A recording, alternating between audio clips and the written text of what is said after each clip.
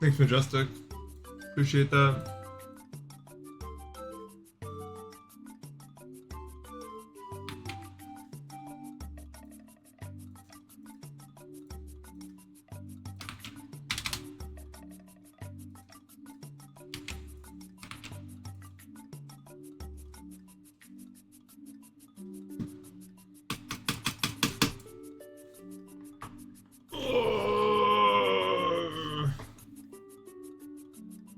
I'm fatigued from food. And it's all your fault, chat. All of you are responsible for this. Subtrain meter. Oh. You're not fatigued? Okay. I'll do it.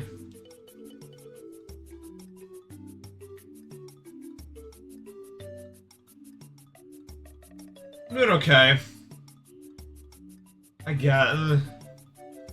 You know, 6 out of 10 isn't worth elaborating on further. You know what I mean? There's a certain level of, like, beyond, lower than 6 out of 10, that's when you gotta start, like, explaining why, but, like, 6 out of 10, and, like, in that range, it's just, like, it is what it is. It's not really an explainable, like, thing. It's just like, I'm alright. But I'm not bad enough to comment on it further. It's the worst storm I've been in. Probably that time that I was at the national monument up in the one island, and I saw this wall coming of rain, and it was so bad that we had to barricade inside of the monument. That's probably the worst one. I've never seen rain that mad, you know? It was really irate and loud and painful, which is weird. Sunday's only worse than Monday if you have a bad mental. You gotta start thinking about it, you know? That's the secret. If you're constantly thinking, oh, I have to go back to school tomorrow, then it's gonna be bad. You have today off. You have to live. But when it's harder when you're a kid also. Because I was a kid and I know. It's not like you can't just be like, yeah, you're right, I'll just not care. You care. I cared. Cyan green? What? Never seen a storm do that before. I don't know what's going on there. School's fun, I don't dread it. Well, I envy you. School can be fun, you just have to not be a morning person. I mean, you have to be a morning person, otherwise it's over. You gotta be the kind of guy that around like 8 PM you start yawning and you're like, oh, time to hit the hay soon, huh guys, you know? You gotta be like that kind of guy, otherwise it's over for you.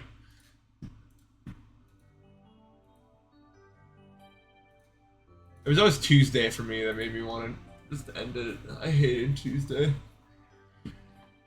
Tuesday was the worst one because the Monday wasn't real yet. Tuesday is when it became real. You can't be both. If you're both a night owl and a morning person, what you are as a kid. That's what you are. You can't do that forever. You'll see.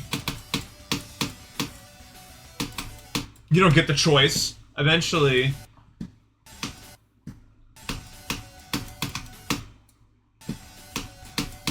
It's a Sunshine reference. I've been playing Mario Sunshine, which is like maybe the best 3D Mario game ever, by the way. Really, really fun. I've never played it for some reason. It's so good. I had to do the, because me and my friend are switching off every time.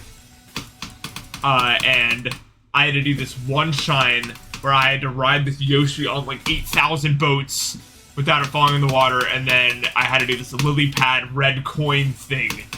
And it was a brutal death shine. But it was so fun because it was like so brutally challenging for a Mario game.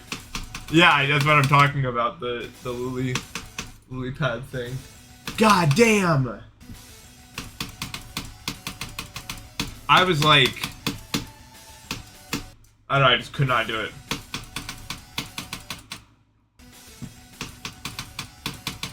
I did it eventually, but I don't know. I get why people don't like it, maybe because it's like weird, right? It's got weird stuff going on, but to me that gives it like the most charm and the most interesting gameplay to me because it's not afraid to be like, do this, moron. What do you think? We're gonna take it easy on you forever? you're doing this, and if you fail it, you gotta wait through like a 10-hour cutscene to do it again. And I like that. It's like, I don't know. The controls feel awesome. I love the music. I love the areas. I don't actually get genuinely mad because I like everything, like how it feels. It's so good. Old games were hard. They really were. Games are not hard now.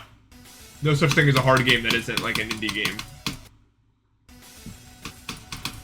I'm excited though. New 2D Mario game. They might, you know, because it's not like they're making a new 2D Mario game. Like they know the audience is gonna be a bit older than the average game because people are like, oh, 2D game. That's not, you know.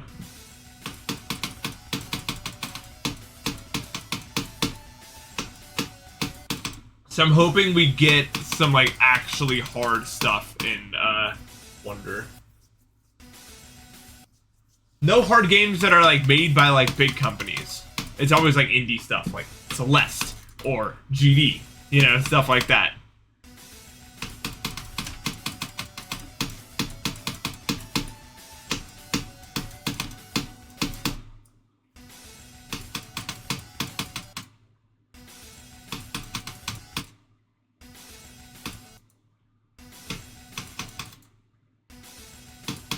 Celeste is one of the hardest games in terms of content it actually like does that isn't external. Like Farewell Golden's one of the hardest things in gaming to do.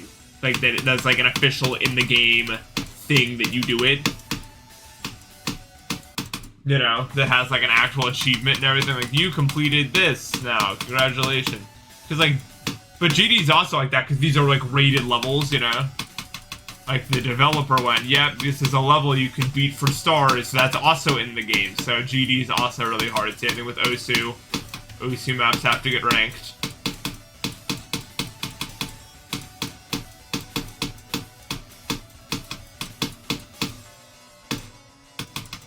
You know what I mean?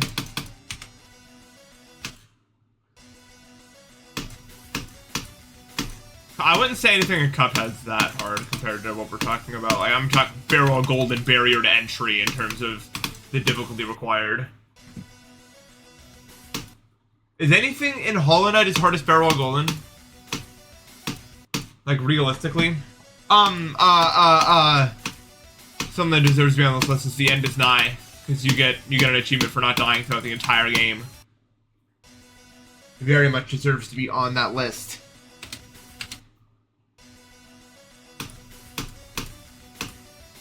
Is the challenge you guys are describing rewarded in the game though?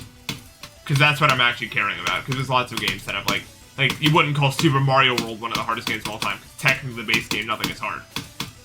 But the modded community has some of the hardest achievements. And Celeste has also gotten further with the modded.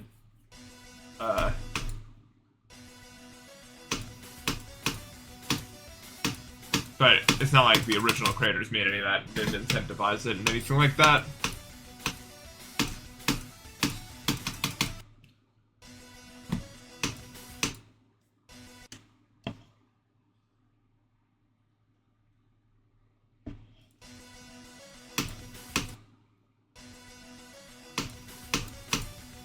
I want to explore the GameCube library now. I haven't done it. Now that I'm playing Sunshine, I'm like, oh, this is the kind of stuff that's going on in here?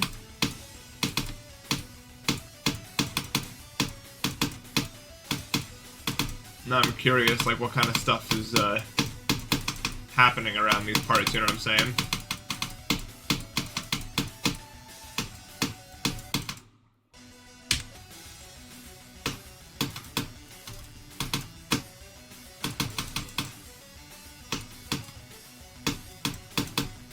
Stupid ass duel is ruining my time. I just can't get. Well, the wave is part of it. I assume the wave is part of it. The playing Paper Mario games, yeah, Super Paper Mario is one of my favorite games ever made, I think. And I do not say that lightly, at all.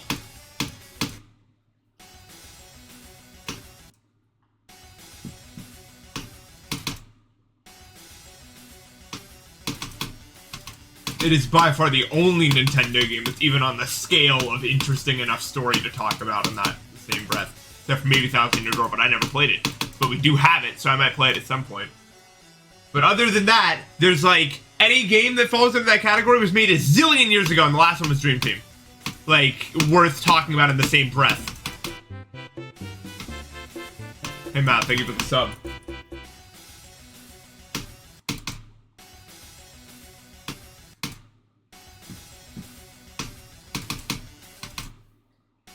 In terms of like Mario, there's Bowser's Inside Story, Partners in Time, Superstar Saga, Dream Team. Great games. There's, you could say Galaxy 1 is a decent story, but mostly it's the atmosphere that brings you in there. Super Paper Mario, maybe Thousand Year Door, never played it. Probably RPG, because I've never played it, but I've heard.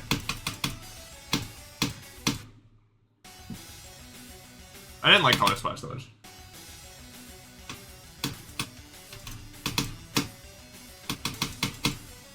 Other than that, though, that's kind of it in terms of Mario. There's, like, Nintendo licensed games that, you know, make that list. Like, you know, Ace Attorney games 4 through 6. For instance, if we're talking about stories. Almost any Professor Layton game, if not all of them, would be considered, in my opinion.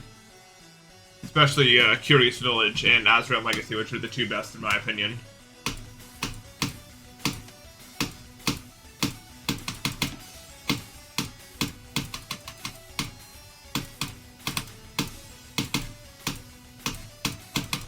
I've heard you could legitimately put Black and White on that list, but I never played them. But I've heard from like everyone that story's like actually good compared to every other game.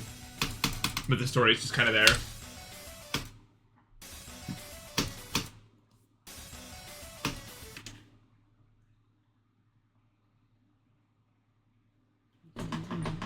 Why is my chair doing this?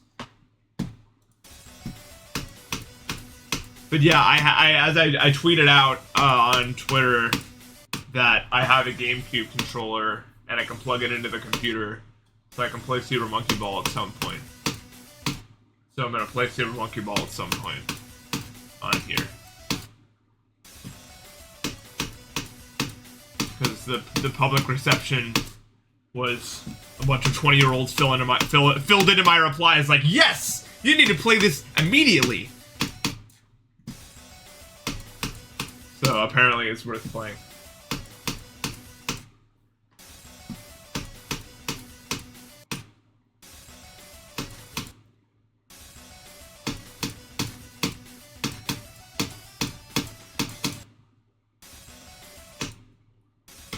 Yeah. My chair's never in the right spot, I'm telling you, bro.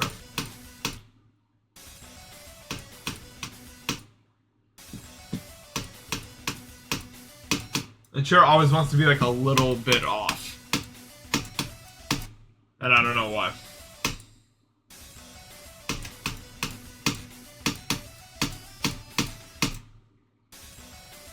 It's the right spot? I don't know. I can't find it. Whenever it's normal, I'm like, oh, I didn't even have to think about it. And then I never think about where it actually is when it gets unadjusted.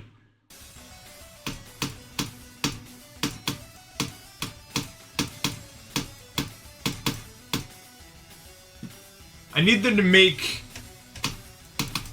Super Mario Sunshine 2 for the Switch, the second one that's coming out in 2024. That's what I need them to do right now. Now that I've played the first one. They could make another one. They won't.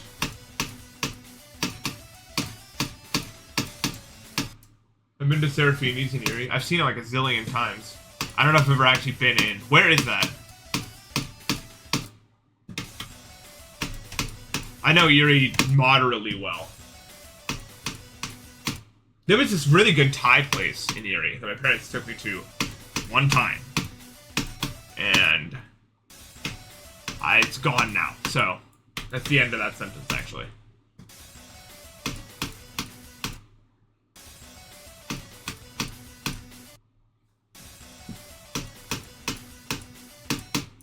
It's not right! Look at me. I'm throwing a temper tantrum now.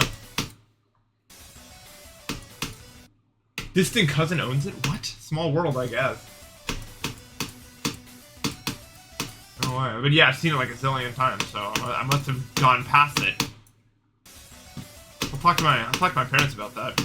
They've probably been in there.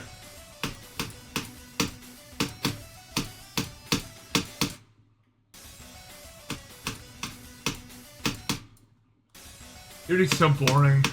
I still think it's the most boring. I swear it's cloudier in Erie on average than any other place in the world. Every day is gray.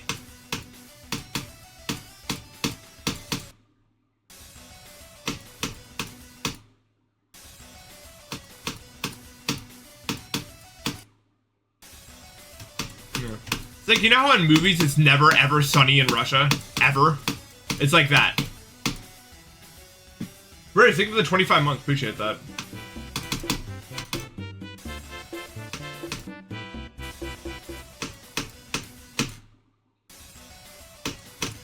Mosquito outbreak. I guess not, no. I was outside a good bit too. I was walking through the wet jungle at one point for like when did it happen? Yeah, the name fits it. It's Erie. The atmosphere is indeed what it says it would be. Which is.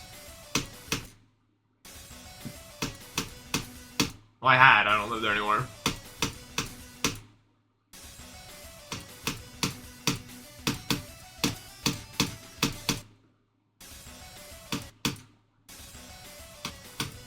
Just because you'll highlight a message doesn't mean I'm gonna read it. I'm reading every message.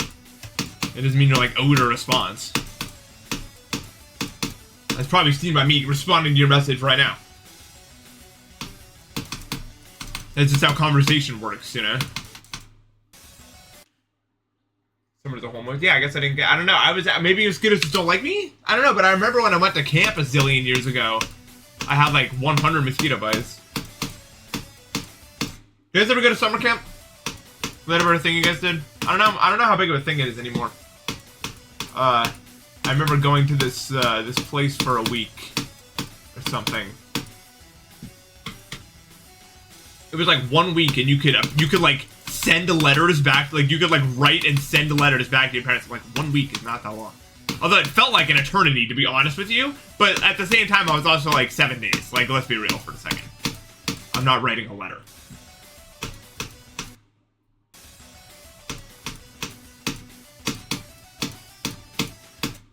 I had my, nice to see you too, Emerald Bush. I had my summer packet there. You guys, I don't know if that's a thing. Do they still do that? You guys are probably maybe too old to even know. I mean, when I was in like early middle school, I was given these like gargantuan math summer packets, like ridiculous size.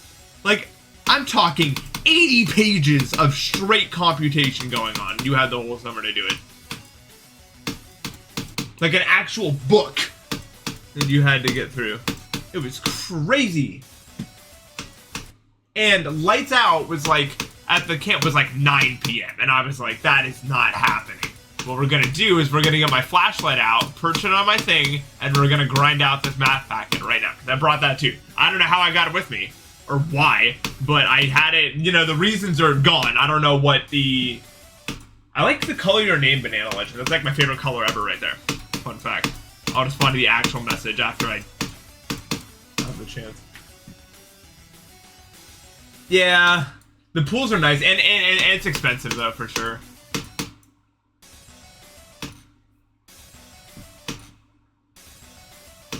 Yeah, there was always that one guy that was at camp for the whole summer. And I was like, alright, bro.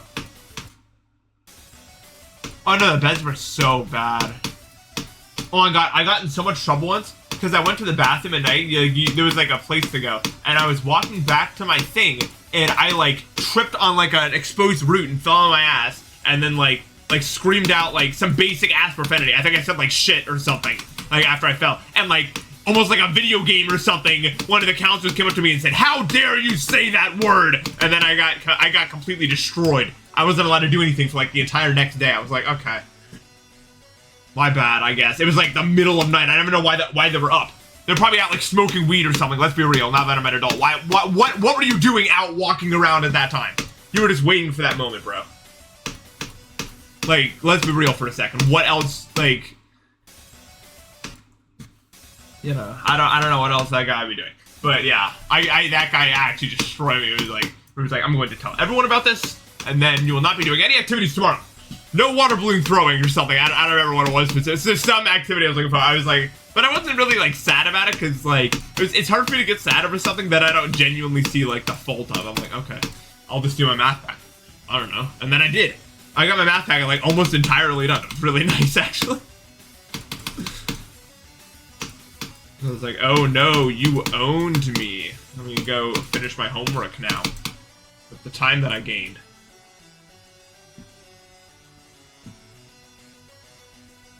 That was fine, yeah. That summer camp was messed up. There was this kid that replaced, they did the trick where they replaced a bottle of lemonade with a bottle of piss. And yes, what you think would have happened next. And yes, the consequences were as bad as you're currently imagining. You can just fill in the blanks. I'm not even explaining that on Twitch. Not good. Uh-huh. Really bad. Every day I'm glad that wasn't me out there, you know what I mean? Holy! Oh my god. That's scary stuff. Someone drink it? Yeah. I never drank lemonade like that. Not while I was outside doing stuff. Lemonade always feels to like weaken me because it's like it almost feels like it's drying me out, even though that's not true. Like I know it tastes good initially, but I feel like water makes me feel way better when I'm outside for that long.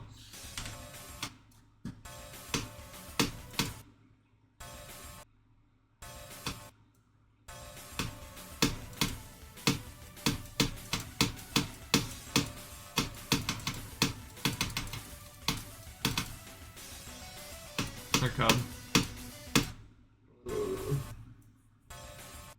I had more than one. No, it was just one guy.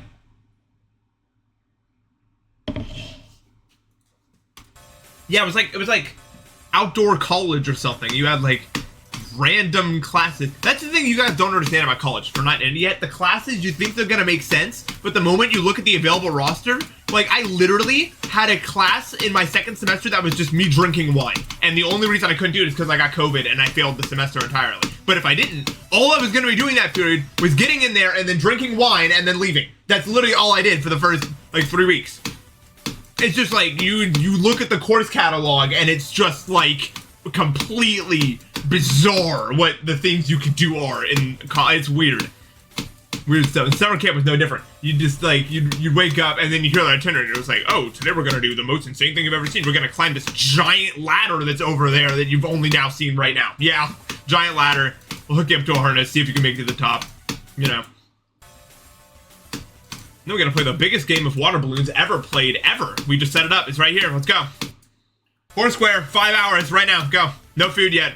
Hope you're hungry. And the rations were like, it was like we were in a torture camp or something. The rations were like 1 patty per day or so. It was crazy. I was like, dude, I need more food. You can't do this to me.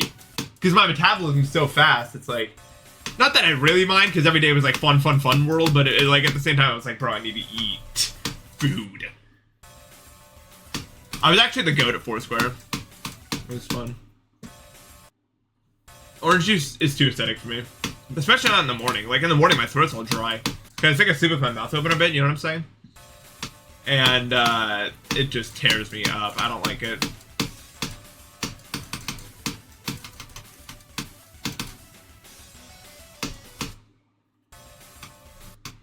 Man, I miss wine class. That was really good. That was really good, guys. Because one day she had us drink, like, way more than whatever the syllabus said we were drinking in one day. We were all a little tipsy or whatever. And then she was like, I needed to talk to her after class about missing an assignment. And it was the smoothest conversation you could ever imagine. No issues. Got an extension within 5 seconds of the conversation. Because we were both like, hey, yo, what's up? You know, it was like actual instant move on to the next. It was so, that was, I can't believe that class ever happened, really. I mean, I was definitely over the legal limit of whatever at the age of, what, like 20 or 19 or whatever I was. But hey, I don't know, you know, I don't know. I don't understand how that can even be a class that gives me credits that goes towards a diploma of any kind. But the world is a crazy place.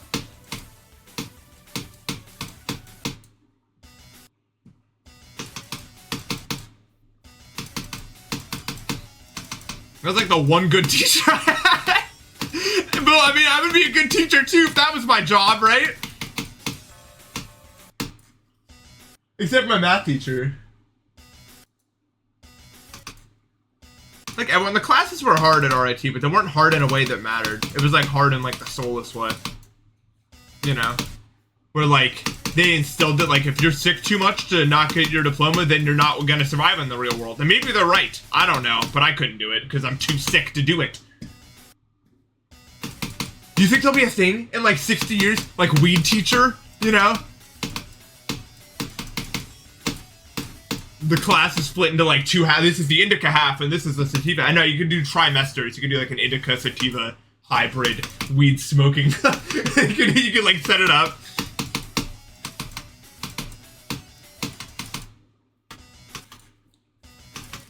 I mean, if alcohol's a class, I don't know.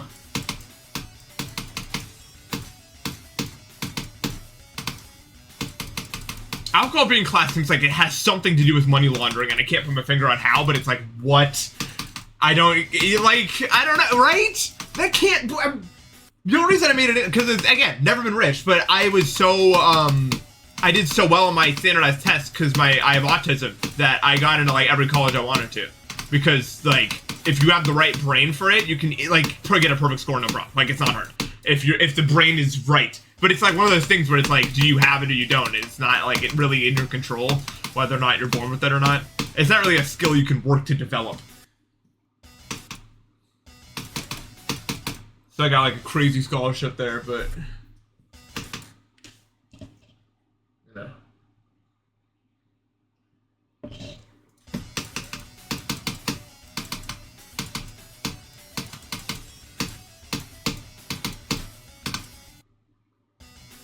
But yeah, I gotta wonder how long weed is gonna remain federally illegal. Can't be that much longer, I'd imagine.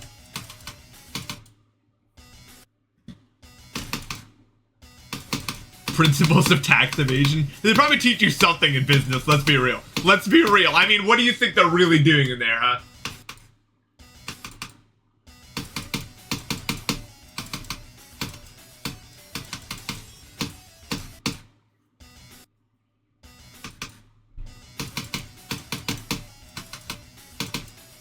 Dude, now that people know, every time I reply with something like a little zany on Twitter, I get a reply like, oh, Andy's high again. Stop. I am just like that. I swear to God. I just do that. That's just how I respond to things. You gotta relax. People are now like, oh, I guess he's always like that. No. Autism.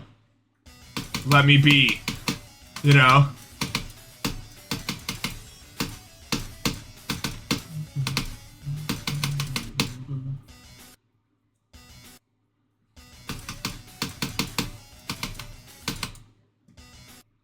I mean, the way my brain works is not so different, really. It's like at baseline.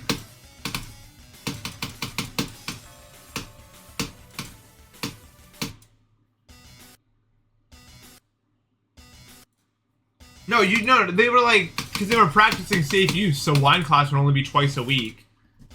But you still would drink way more than they said on the syllabus. They'd be like, you take sips. We go through like literally 3 to 4 glasses by the time class is over.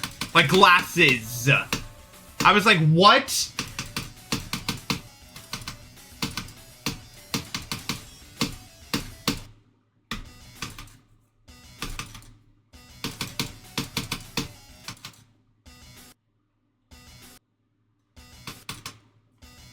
Yeah, yes.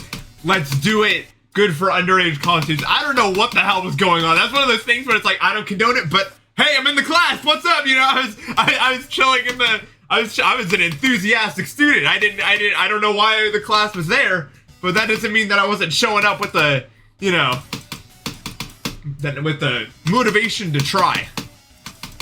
You know?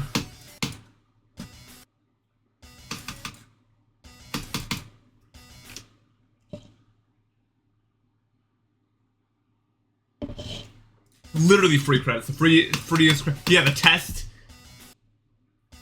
You got a pregame before the test to have any chance. They'll know.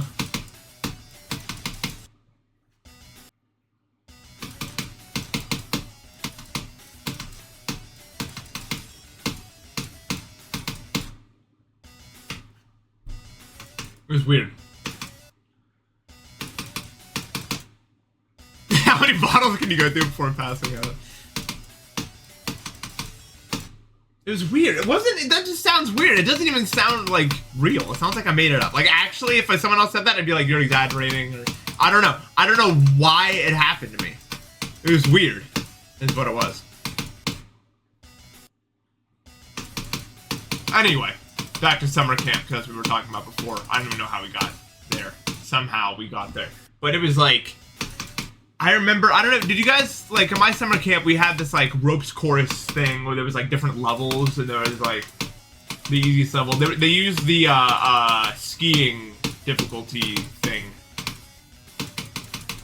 which I don't remember. It was, like, green circle. Yeah, I was talking about summer camp before this. It was, like, green circle, blue square. Uh-oh, what comes after blue square? Yellow triangle. No, red. Is black diamond after yellow triangle? There's no yellow triangle? I made it up? No! I was so convinced that was real. I was so convinced that was the next step. Wait, so it literally just goes from green circle to blue square. So why is it so hard to think of colors and shapes while I'm also playing the game? I can't do black diamond. For some reason, doing all those things. Is there red anywhere? And then double black diamond. I don't know that. There's no red. So that's it, I guess. I don't know why I was so convinced that a yellow...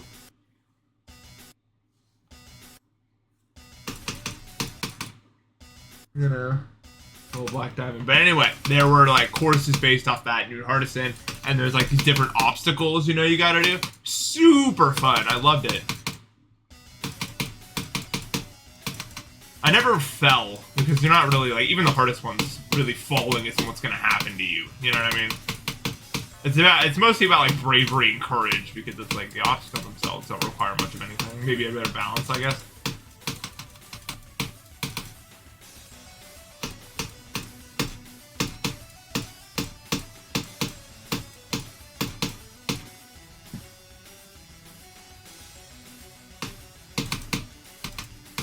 Oh,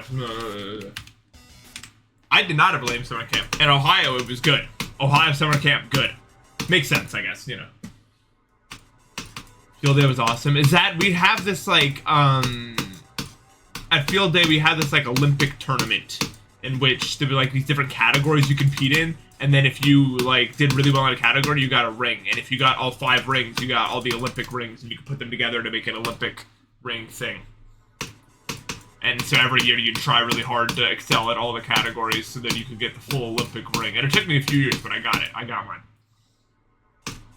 It was a thing as early as, like, 1st grade, honestly, that I can remember. And then it went all the way up to, like, to 8th, I think. The school I was at. It was just a thing in Ohio. It was like what you did. Yeah. How about it's 5.1? I felt an earthquake in Japan. It was weird. Never felt an earthquake in my life. I was just chilling on the ground and then I was getting shook in all different ways. I was like, what the hell? It was weird.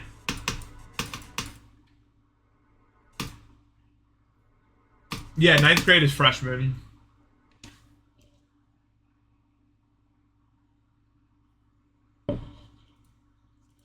I did go to Kyoto. It's like the best city ever, I think. Maybe.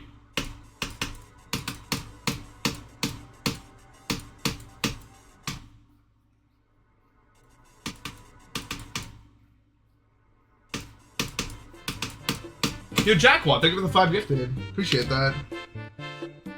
11's greatest artist. Thank you so much, Jack. You are the GOAT.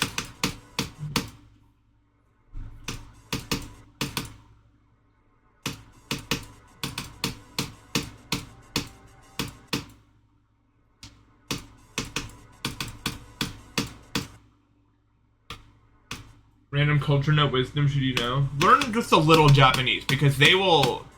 If you're a person of sane consciousness, you'll feel very, very guilty very quickly not knowing any Japanese at all. Very quickly. I did.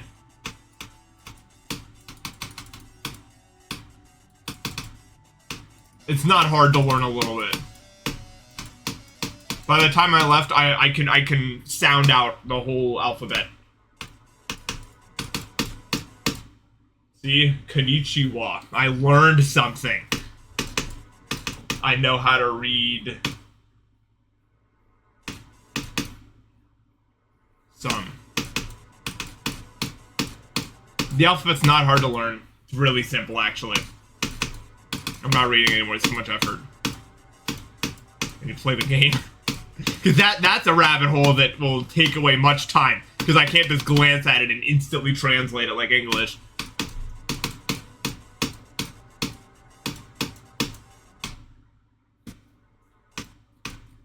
Yeah, hiragana and then katakana, I think, is the other one. And they're not hard to learn. Once you learn them, you won't forget them.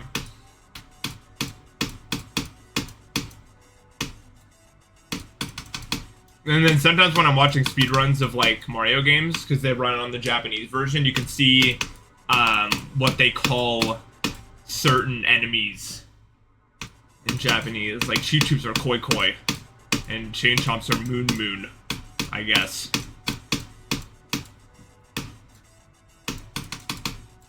Over there.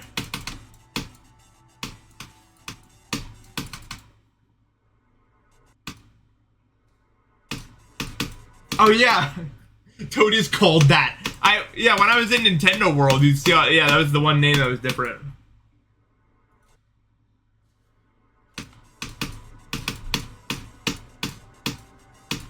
I want to learn some kanji, but I couldn't find a tool that was like free and that actually let me go at a pace that didn't suck.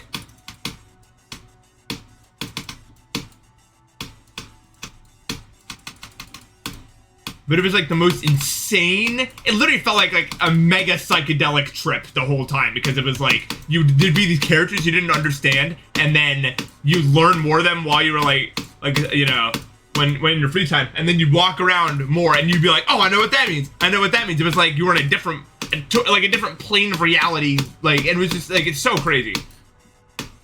So interesting though.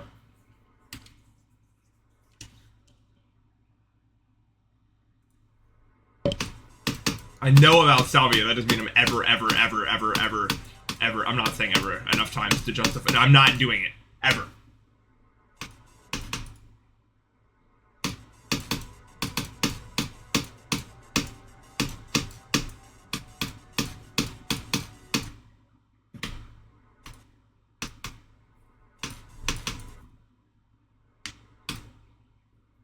What do I stream so late? Because my sleep schedule is really good.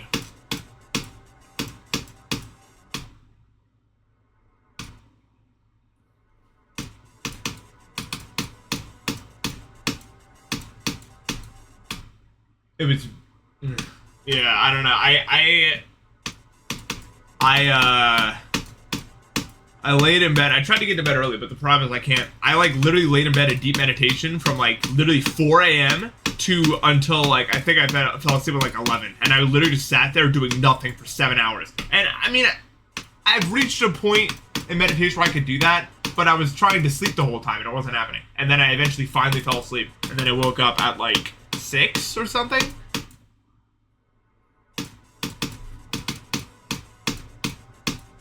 The problem is with my body. It won't.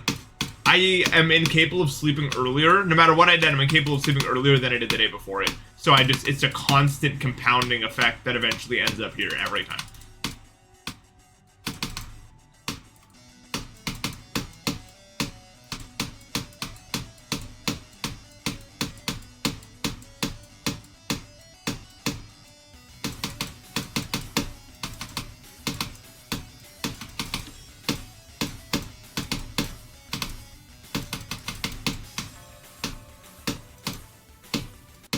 Nice.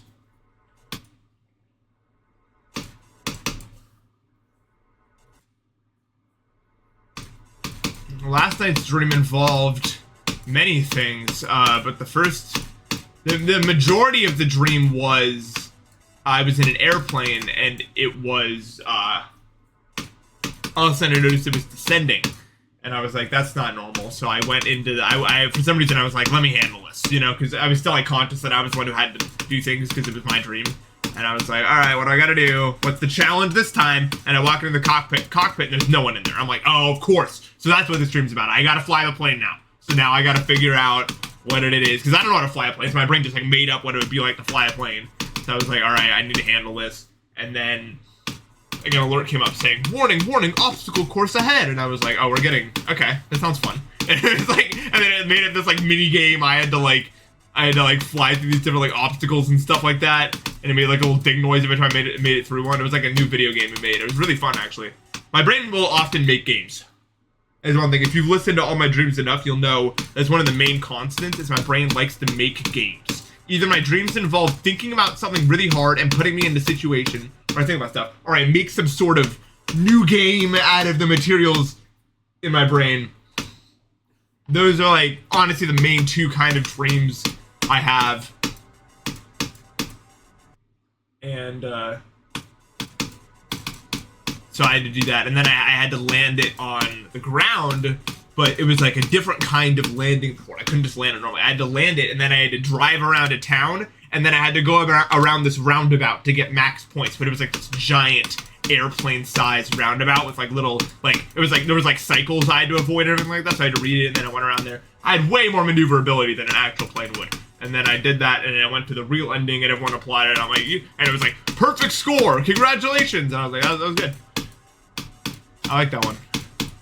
And then I had another dream, but that one didn't make, the next one didn't really make a whole lot of sense, really. It was one of those, like, logic breaks reality things. It's like, me and my friends were sitting in this, like, in a, we were all sitting on our own chairs, like, in a circle or something like that. Actually, I'm gonna try. I feel like trying this time.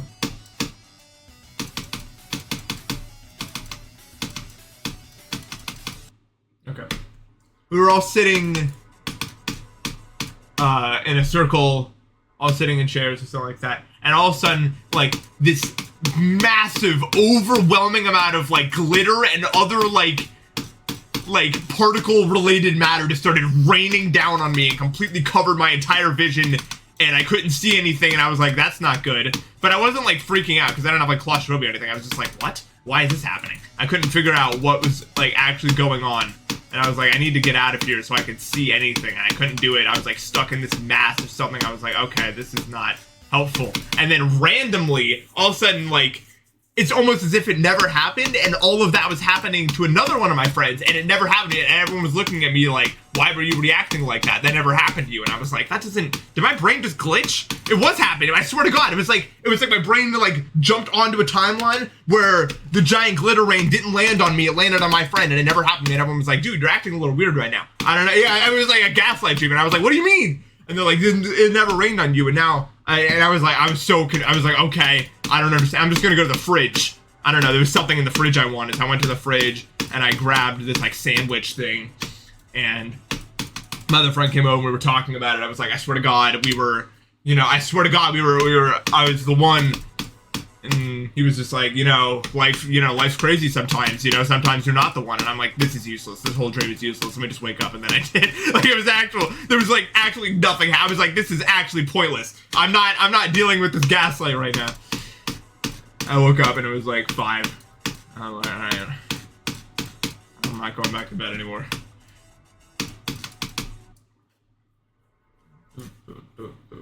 No, I don't get sleep paralysis.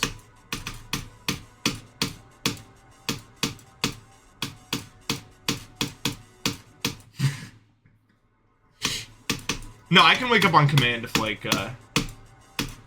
if it's required or I'm just bored. Oh yeah, I have one more dream to tell you guys about if you want it. That's from, that dream was weird. It was from, 2 nights ago, because I didn't stream yesterday. I just woke up too late. I felt too bad. But I didn't. I was at college, except it wasn't college. It was, my brain generated this, like, maybe one of the most insane structures it's ever generated. It was, like, it was a college, but it was like a mall. But it was, like, it was like a mall that was giant. And when I say giant, I mean, imagine like the biggest place you've ever been. Like 80 billion times bigger, like 8 miles from one side to the other. There were stores everywhere, and it was like 10 floors up and down. And it was like an airport because it had like different like sections and regions, and there were like signs pointing to everywhere on the map. I was like, what is the hell? But I guess this is where like there wasn't a reality outside of it. That was the world. No, like literally 8 miles of pure, and that was like, and then square. So like 64 miles square, like so big you could never. Because like all the twisting line, it was like escalators and different passageways and like hidden rooms. It was like I was just exploring this, and I was trying to read my college itinerary because you know this was a college too, I guess, and an airport, and it was a lot of things. I was like, what is what I actually need? Where is it? You know, so I was trying to find all these classrooms, and I go on these journeys, and I met some of my other students. I mean, you know, we got to know each other and stuff like that. It was pretty good, and I did a couple days in here. I had like a bedroom area.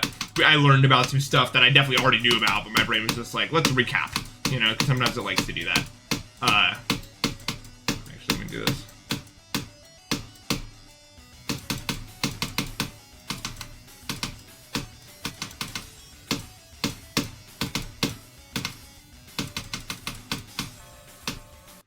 Cool. Yeah. Why isn't this real? Because nothing, yeah, I don't know. It's weird. So yeah, I went to college a few days there, and then one day I decided to skip. I was bored. I was like, I want to explore this area. I'm sick of this thing. Because in my head, I had been doing this for like a couple weeks now. There was no weekends. There was no time. It was like every day you go to this class, and I was just like, oh, I'm so done with these classes. You know, it was like so boring. It's like we're in the most insane building I've ever seen in my life. And I'm stuck, and like the classrooms are boring as hell. They were just like, here's a whiteboard, here's some chairs, sit here, and I'm gonna talk in this monotone voice about stuff that no one cares about. And I was just like, oh, I don't care. I'm gonna go do anything else. So I was wandering around, and I found the edge of the world, I guess. It was like these castle walls or something like that. It was weird to describe. And there was like, it was so ethereal. There was like this, like almost like you know how, I don't know how to describe this. Where is that? You know, Toys R Us used to look as a kid. Imagine that, but like you're like 5 times smaller than you were when you were a kid, and everything is huge, and the rows go on forever. And also imagine that the aisles keep repeating themselves when you walk long enough down. Like it's a loop. It just keeps going forever. And there was like these giant like play sets like that were like 8 times bigger than my body, just like on the shelves and stuff like that, and they just repeat forever. And you keep walking through these like these passageways, and I was just like, I guess this is better than going to class, you know, because it was better than. So I was walking around there. It was so cool. I found the TV section, which I don't think is in, but like there was these giant TVs just displaying these beautiful images that my brain, I guess, made, but it was like in like 26,000K or something. It was like the most crisp image I'd ever seen in my life, and it was moving at like 1 billion hertz. It was like the fastest my brain could render anything, and it was like, I think it was trying to emulate how my brain saw like TVs as a kid in those like stores, you know what I mean? And there was like the area, there was like a giant couch. I hung out on the giant couch and watched TV, and then I eventually found my way out of the store, and I found this like liquor stand or something, and I walked up, and this lady was standing there like, oh, hello today, and I was like, what's up? I don't know, I'm just walking around, and before we could talk, I looked into the store, and it was like the store was normal, and then there was like this 60-foot drop to like the bottom of the store, and there was just walls of like, not even alcohol, like these like mystical, colorful relics of yore or something. I don't know, these like, I don't know what was going on. I was like, what kind of store really is this? And she was like, oh, you know. And then these like frat guys came up, because, you know, we're in college, you know, and they were like, yo, I want 3 bottles of cheap liquor right now. And she was like, oh, no, not here. Drink this instead. And she presented this fancy wine glass or something like that had like multiple layers. I don't know how to describe the multiple layers part, but it was very complex and ornate, this wine glass. And they drank from it, and then because they were talking all douchey, you know what I mean? Actually, let me focus real quick. Okay, They were talking all douchey. They were like, oh, I did. And then the moment they took a sip, they were like, my word!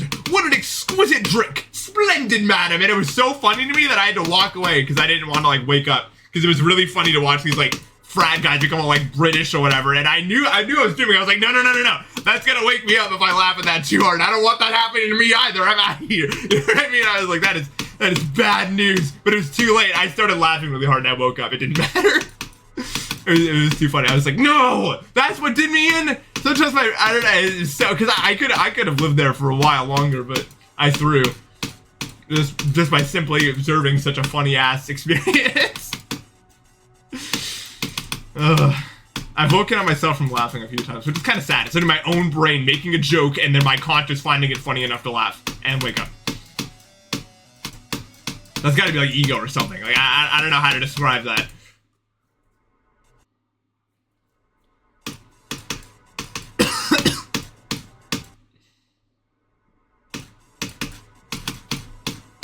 Look, goofy random humor can be funny. Because I doubt my subconscious was even trying to be funny.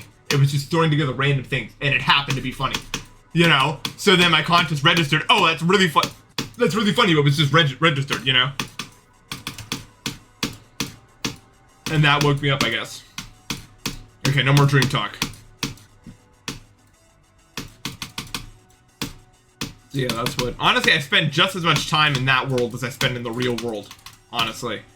I'm just... Dreams, even if they last for like a short time, feel like they last forever.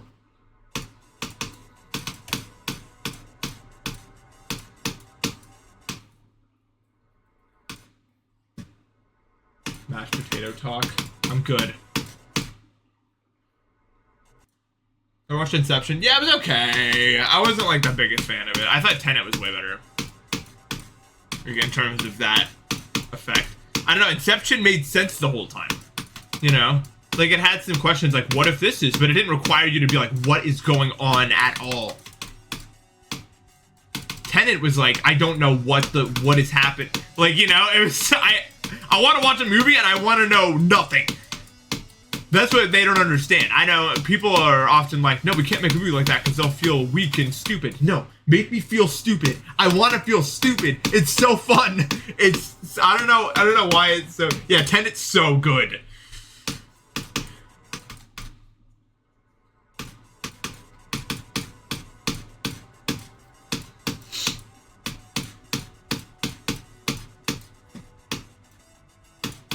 Everything Everywhere All at Once is really good.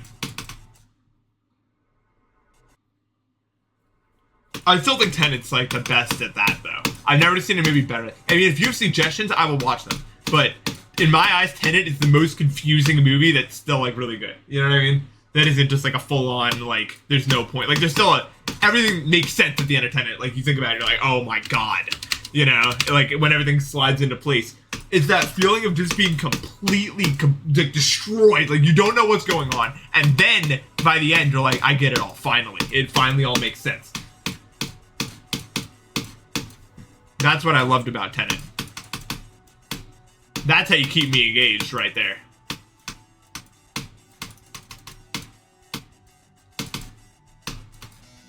But movies like that rarely get made, I feel like.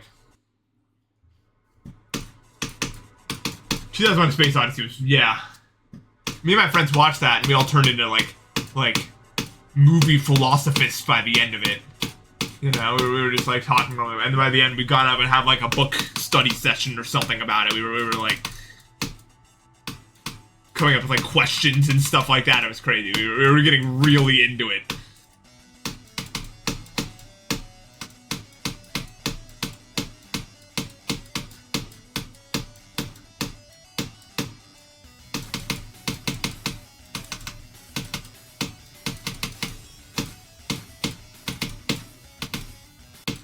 Cool.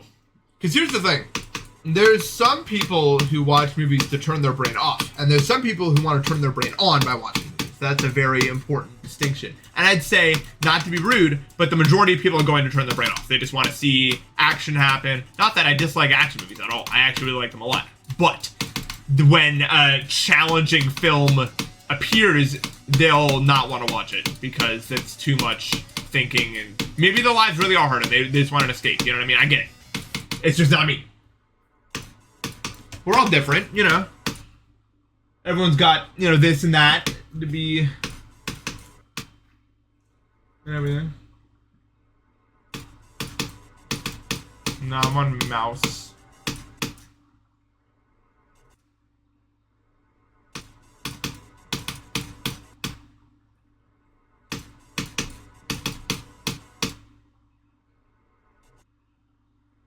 The Good Place is really good. If you want a comedy to turn your brain on, watch Arrested Development. I've said this on stream before, but like, really the only comedy that's gonna make you think at the same time is Arrested Development. But it's so good, and you don't really have to think to enjoy it. But if you do, you'll get jokes that are like so like tier 1 billion omega brain. It's like, how did you even put that in there? Like, just like one sentence with no inflection that references an episode like 14 episodes ago. Like, insane stuff like that.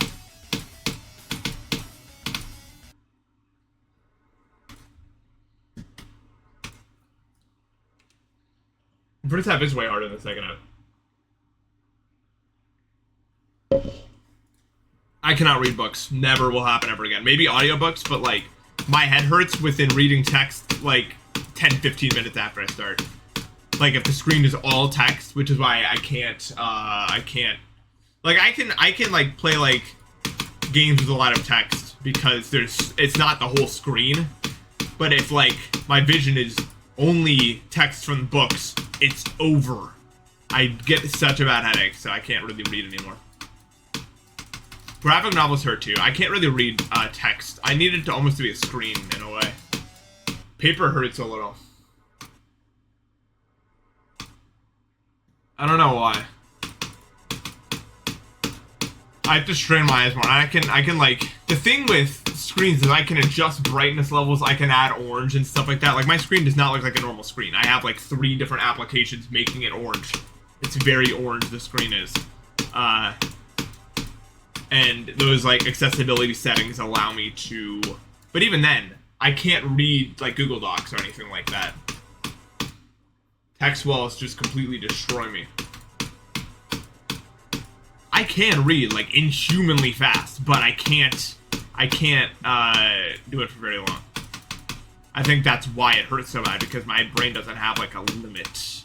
It's like normal people's brains that are normally developed probably don't allow them to read as fast as they technically could, you know, because it would hurt their brain, because you'd be, you know, allocating too much resources to it. But let's say your brain is glitched and it doesn't know how to not do that. Well, then you're gonna go, and then it's like a sprint. You know, you're gonna run out of energy almost.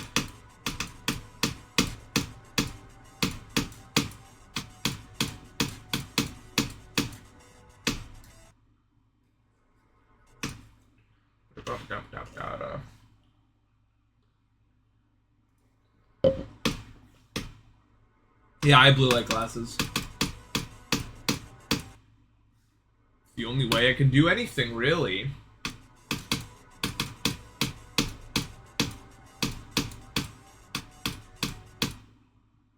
I don't know who I even got it from. I think it's just how my brain formed, because my mom and dad are not quick readers at all. Which is not fun when we're like, when I was like doing college applications and we were like, we need to both read this, and I'd be done in 5 seconds and it would take like 5 minutes for it, and I'd be like, oh my god. Like, obviously it's not her fault. It was just like, oh my god.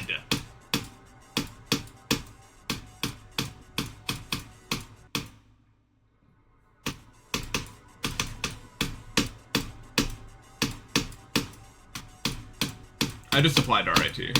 I mean, now I'm gonna have to do it all over again, I guess.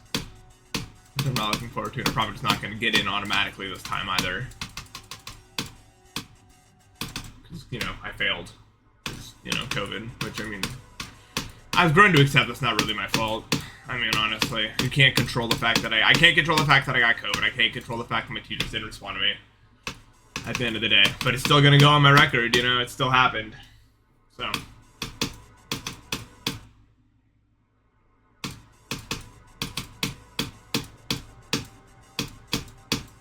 People almost get annoyed when you bring up that you're overstimulated or something like that. Like, they get, like, you can tell they're, like, they just get, like antsy and irritated by it.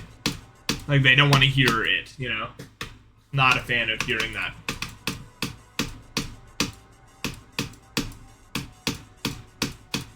You can definitely tell a lot of people don't think it's like a real thing that can happen to a person, and they're just like, they wanted to shout at you to like grow up, you know?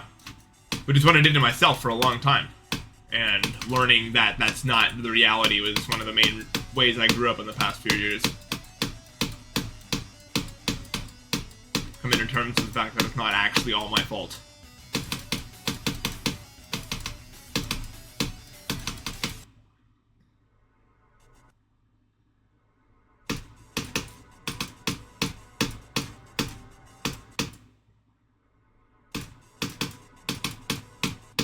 Yeah. Overstimulation is basically, so you know how, put it this way, your brain has a lot of systems that are in place to make normal life work, and a lot of the systems, they work in very complex ways. Like, for instance, if we're talking about, like, overstimulation specifically, you know, our body takes in so much stimulus every day. We got this, I'm talking to this, you know, I'm listening, you know, all these things are happening all at the same time. And what the brain does is it has to like try to like assign priority to specific things to keep your function as high as possible, you know. And when a normal brain develops, usually it's pretty able to do that. It figures out what needs to be given the most allocation and how to handle if there's too much stimulation. It's able to handle what should be ignored more, not given as much focus. But if your brain develops wrong, as in most cases of autism, I'd say, and a lot of other, actually here,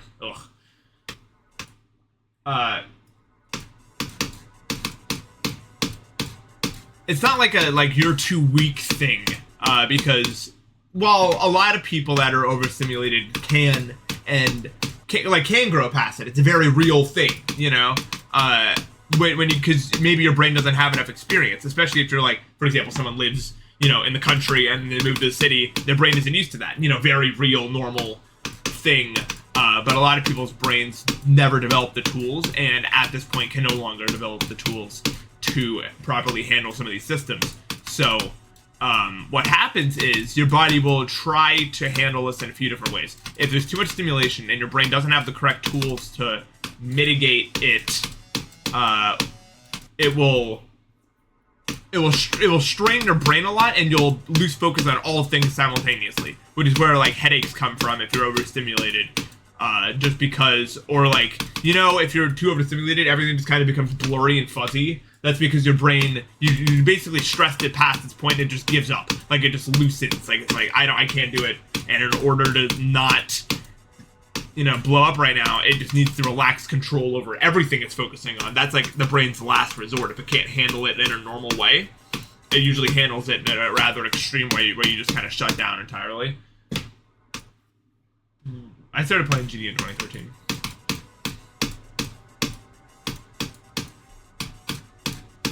So that's why I can't read super well, because my brain is applying too much focus to reading, and I can't control that amount of focus that it's applying to it. So what's going to happen is I get a headache, or everything becomes super blurry. Well, that's why when I play GD for longer than an hour and a half, everything just becomes a giant blob on my screen.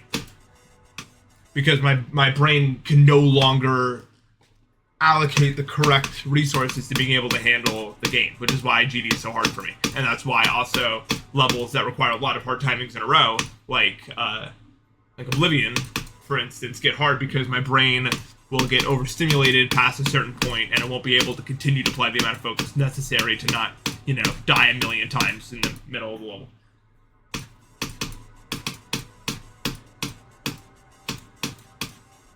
That being said, it's not as simple as I can't do it, because if it matters a lot, my brain if my brain understands that it matters a lot, then it can like put all of my resources into playing, and then I'm able to do it. But the issue more so lies with the middle ground. When it comes to the extremes, like it needs to happen. Usually, most people that have issues like that are gonna be fine. They'll be able to deal with it. Their head isn't gonna explode. You know, But when it comes to like, you know, average everyday life or stuff like that, that's when it's that's when it's harder, I think, to handle it. And that's kind of hard for people to understand, because they're like, you were able to handle this really big thing, why can't you handle the small thing, you know? And the answer might literally just lie in the fact that, you know, the brain isn't prepared to handle the small thing as good as it's able to handle the big thing. So that's overstimulation in a nutshell, I'd say.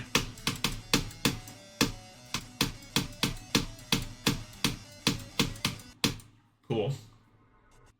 Yeah, the stakes usually make it easier.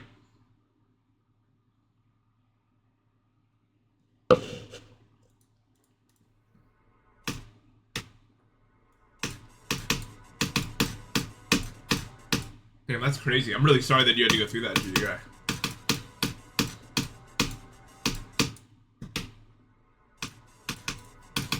Not being able to multitask sounds really brutal. I'm definitely close to the opposite, but luckily I haven't had any major injuries or something like that. But I usually find that I can only multitask. It's really hard for me to focus on one thing. Not in the way where I could get distracted and start doing other stuff, but you notice how I'm always able to talk while I'm playing? Because my brain refuses to allocate all of its resources to just playing. Like, even if I'm trying super hard to do that, my brain will always allocate some other amount of resources to doing other stuff, which is why I can't just, like, walk in, usually. It's interesting how that part of the thing works. Hello, Ox. Thank you for the sub. AC just went out. Yes! Yes! You did it! So is it over for you? Are you just gonna melt into a liquid and go down the drain?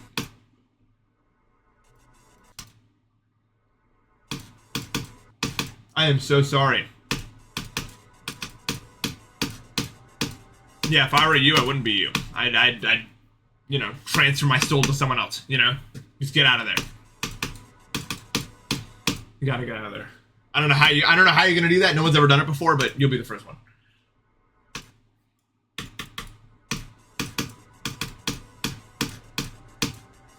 Yeah, everyone stay safe from the hurricane.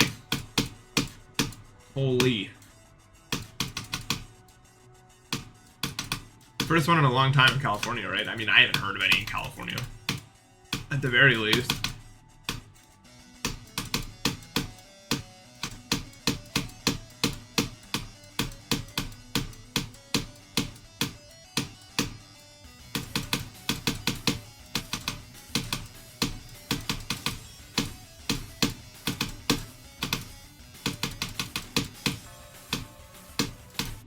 Cool, cool.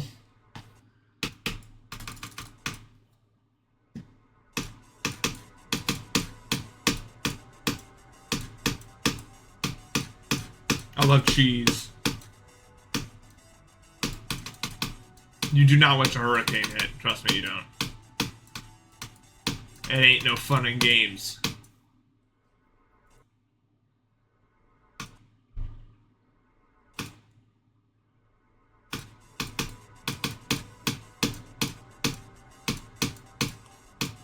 Yeah. I mean, that's why there are medications I could take. I think to break down some of these like rigid rules my brain's created about how much focus I'm allowed to put into stuff, but I don't know. It just doesn't feel like me anymore past that point. Because everything has side effects. Everything, you know?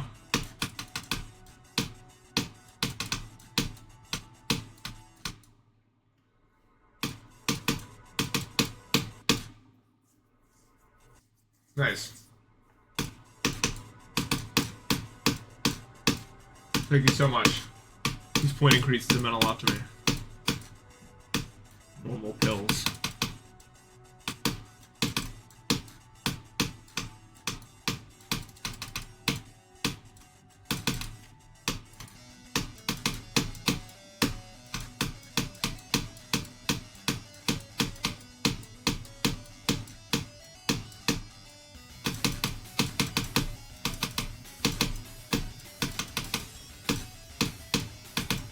Nice, nice. Insert Jack attack. I don't see his message right now on my thing. I'm reading chat. Sometimes things just get off the screen though. You know? No, blue cheese is goated. Well, yeah, Adderall is just like a stimulant, so it will do that. You know.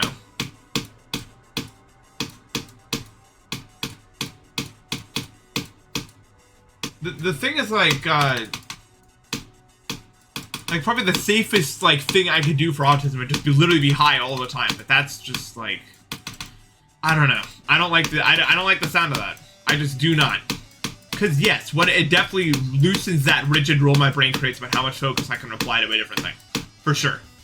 But that being said, it just doesn't feel like reality to me, you know.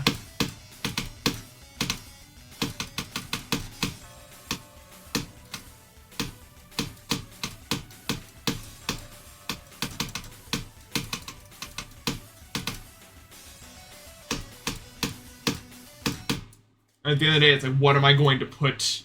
What do I care about more? You know.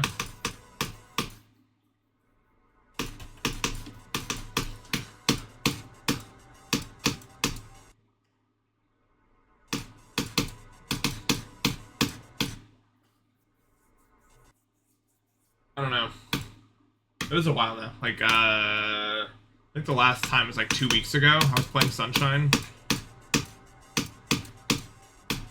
A little while now. 1, 2, 3, or 4. Oh, that's why I didn't respond, because I didn't know what you meant. I didn't know you wanted me to like pick one. I don't know how much thought you put into it, so I'll go 4. 3 is like, I could go 3, it's like the most common, but I'm not gonna do it this time.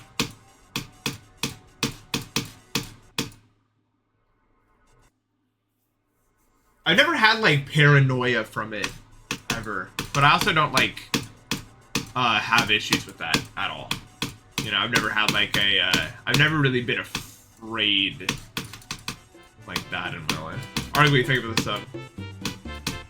A lot of it has to do with how you grew up as a child. I was never abused as a child. There was no, like, dire consequences that ever really happened to me. Jack Patak, thanks for the gift sub.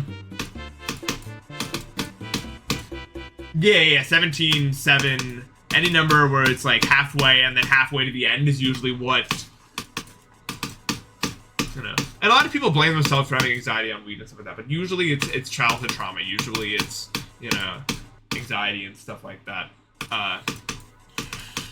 And I mean, I've had issues in my life, but I've never feared for my,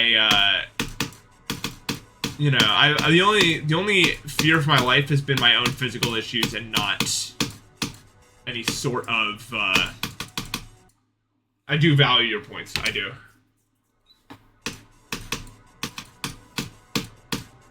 They matter.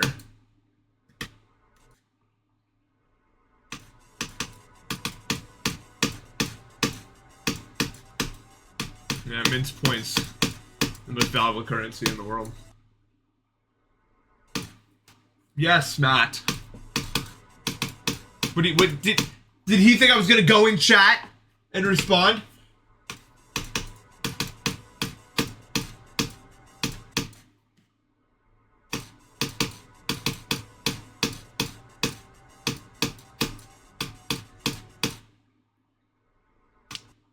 Yeah, the only, like, quote-unquote anxiety attacks I've faced are, it was due to some sort of heart issue that I was having. And that was related to other symptoms, so it wasn't anxiety.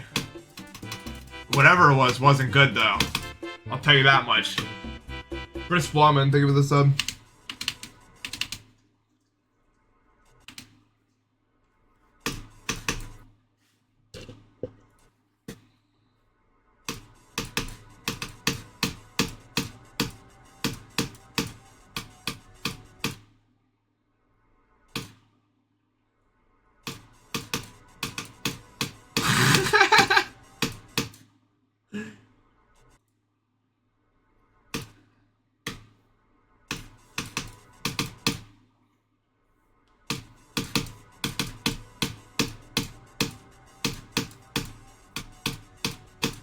Yeah, the closest I've felt to having like, well, I mean, I don't know if I'd call it a panic attack because I think something really bad was happening. But when I was on the airplane and it was descending, and I got a migraine so bad that my entire vision went purple, but I didn't pass out. That was probably the worst. That was the closest thing I got, but I wasn't like freaking out. Weirdly enough, I was like, well, if I die, I guess then I don't. It was weird to describe how I felt in that moment, but it wasn't like I was afraid. I was just like, this is it, it's it. But can't really do nothing about it because I can't see or hear anything. So let's sit here and do nothing, I guess.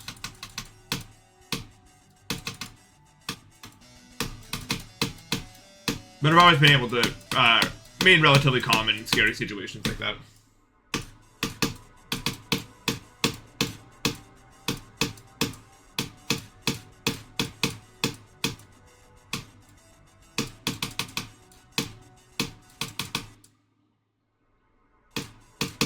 I think I said this before, but there was one time I was feeling like that.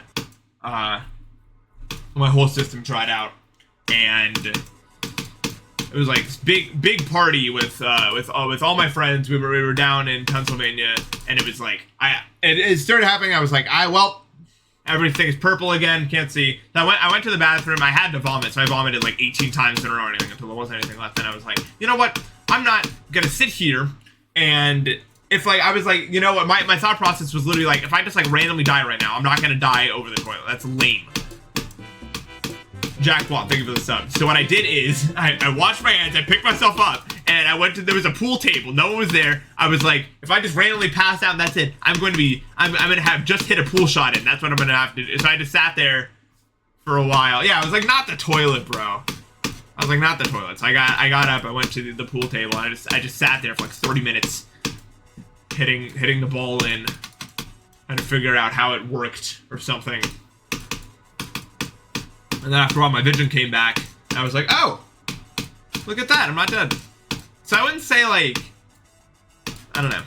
I still take it very, very, very seriously. Don't get me wrong when I feel like that, because it's like, especially because I am not panicking. I'm not sitting there like, oh my god, I don't start having. I'm not, nothing, you know. I'm just like, well, this is the reality of the situation. We handle it now, you know. So that's honestly more scary in a way, because you can't really attribute that to anxiety anymore, you know what I mean? And it's not like I'm sitting there freaking out and, you know, I'm puking, which is real, I can't see, which is real, you know, all these things that are like definite signs of something really bad is happening. Feels like my eardrums, my eyes are gonna explode. It's one of these things where it's like,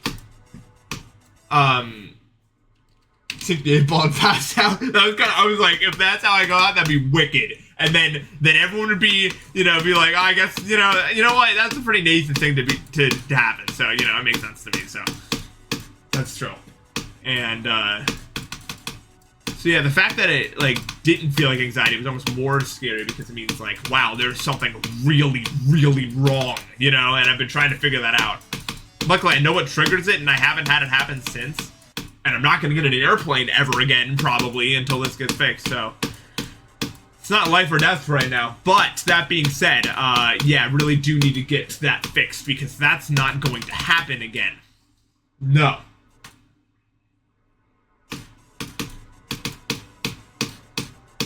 It will not be so.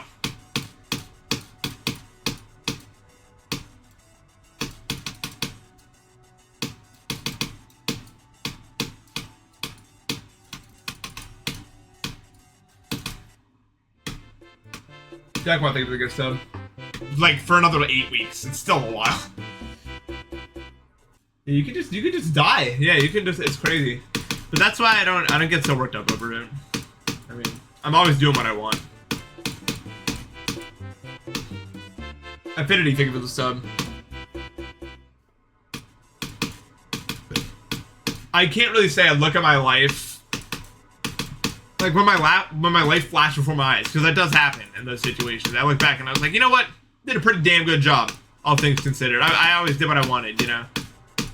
Maybe everything didn't go my way, but so I mean, I don't get super anxious over the thought of it, because I mean, there's a lot I want to do left, but I've been true to myself for a very long time.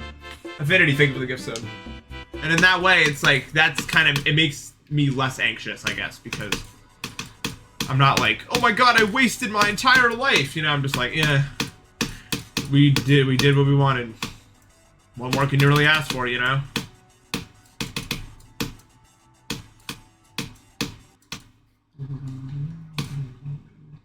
And it really changes you going through an experience like that, and then you actually don't die, you know? And you're like, wow, huh, I'm back. You know, that wasn't it. That's crazy.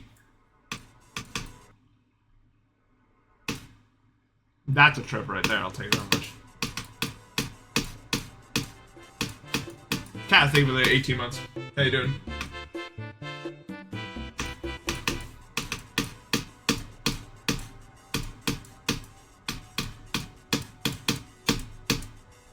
Celeste 2.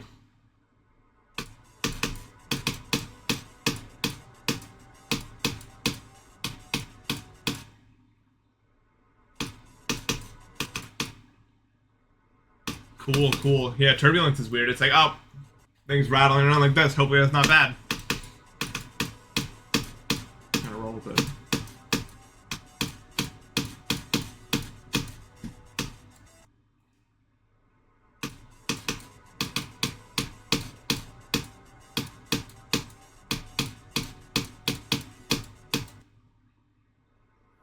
Yeah, whenever I look at the flight attendants, that's a good way to do it.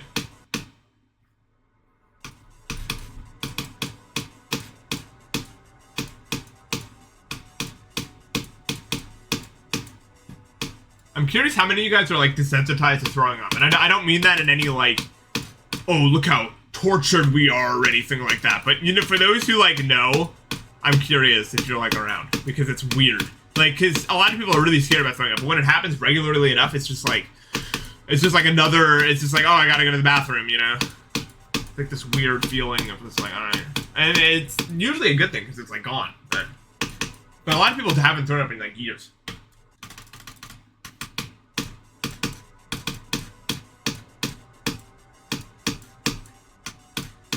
So all of you last threw up 7 years. What happened 7 years ago? The great incident. Aspect of 2.1 wasn't released. That's one way to say it. Damn.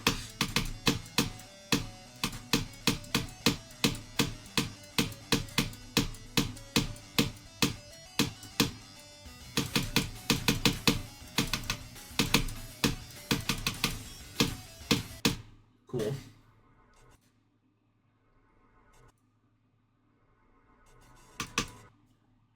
Yeah, the migraines make me throw up like crazy. The Dunkin' Donuts food poisoning was brutal.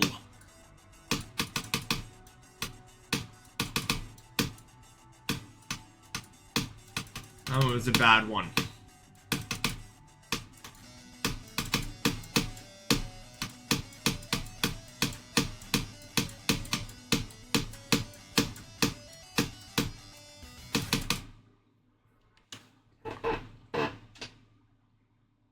It was literally so bad, I went to my car at one point and just like called my mom for 2 hours because I was like, I can't. I need to just like continuously talk so I don't think about it.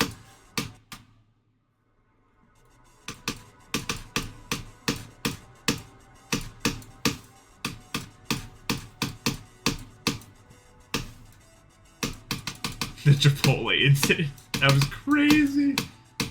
I thought I was cooked too. I was like, but I need to eat, damn. You know?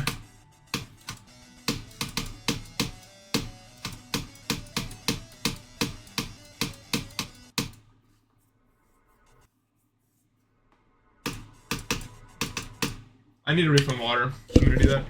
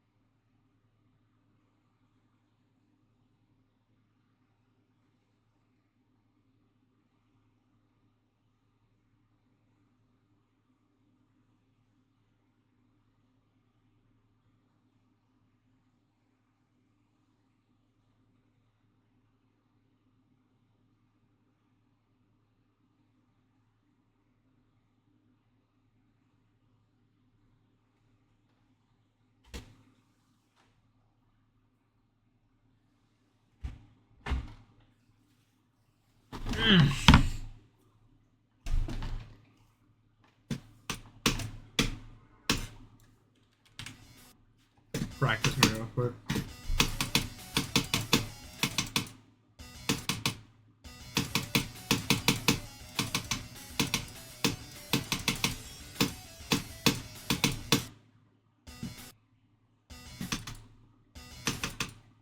You can't eat octopus? Oh, you got food poisoning from it? That's so sad. I love octopus so much. In my opinion, it's better not fried. The texture of it is so gas.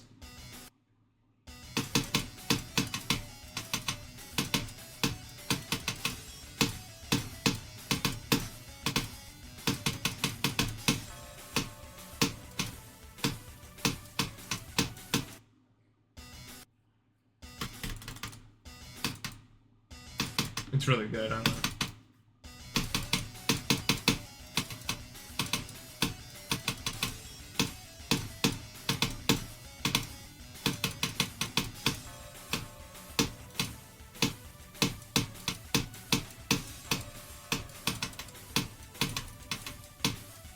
Oh, cool.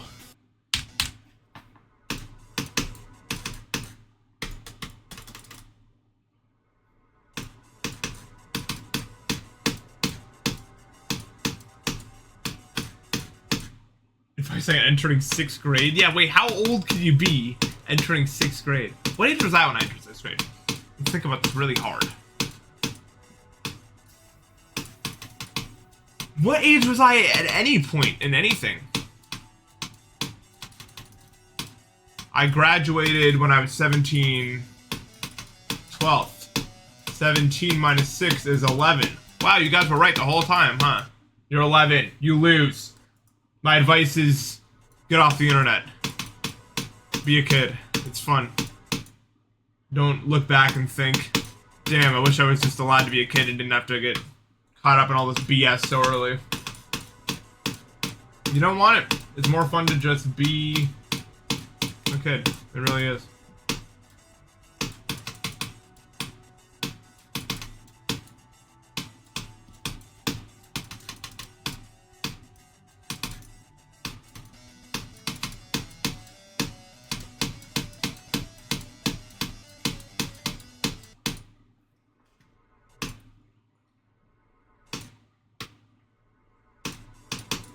Ninth grade is fun. Ninth grade is hype. You're like a new place, you know your friends, and you're all like in your new world. I don't know how to describe it. Unless you went to a new high school. New high school is like, then it's like, uh-oh. You gotta meet new people. But if you've got the same crew going on, it's awesome. You get way more freedom as a high schooler, you'll immediately find out. And it's really nice.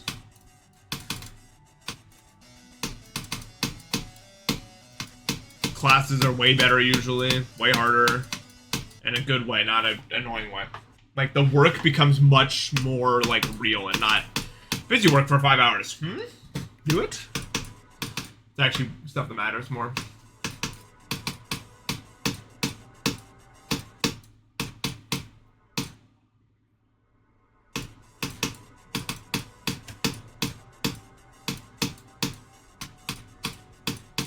I'm sure it depends on high school to some degree.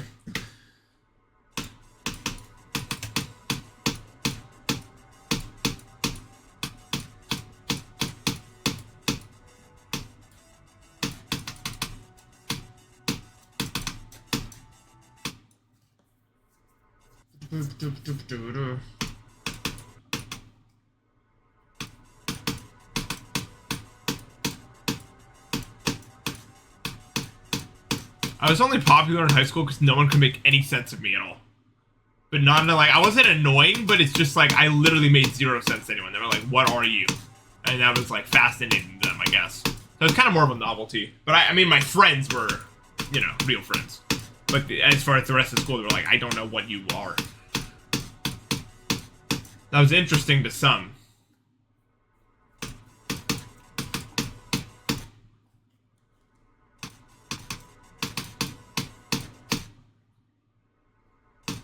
And you know the whole thing, like, I don't know, the entire school, it was like, I don't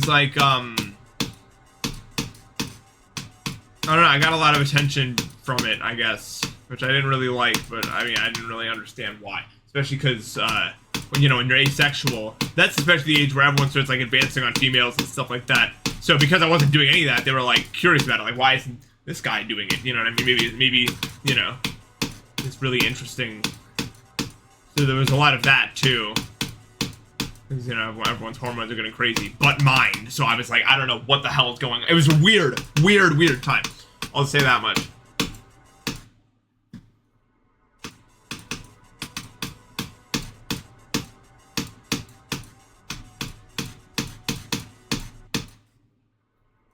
It does suck being alone with that feeling. Yeah, it was alienating. It still is.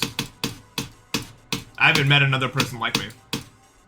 Even though people say they're asexual, but then they'll be like, asexual, but like, it'll be like asexual, aromantic, but I'm in a relationship and have had sex.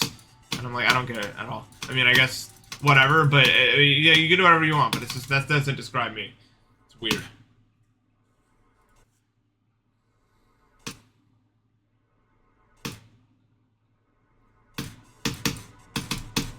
I haven't met anyone that's like completely like me in that way. You know what I mean?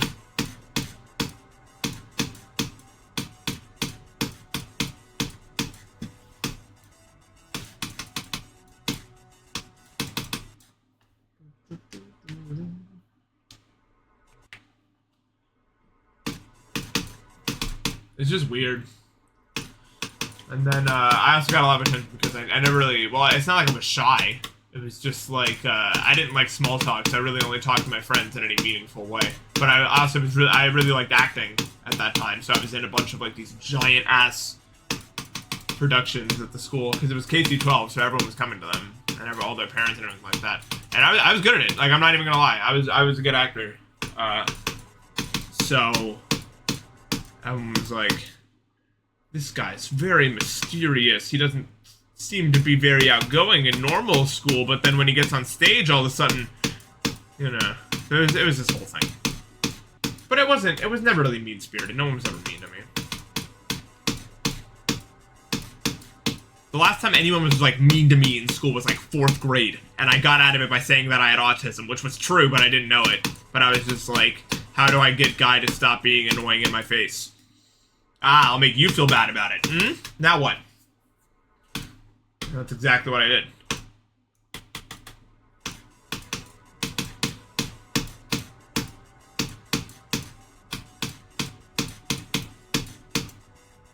It was a good strat.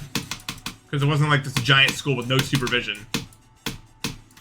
Like, there was teachers in range of what I was saying, so it was like, not really a whole lot you could do after that point, you know what I mean?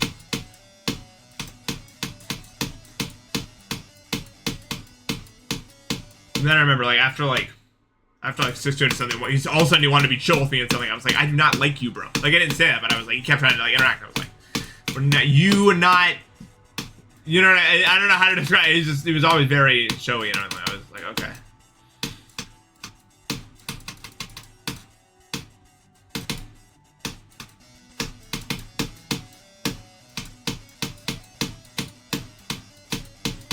I remember in cross country, we would, for winter conditioning, because it was a K-12 school, so it was kind of big, actually. Hold on.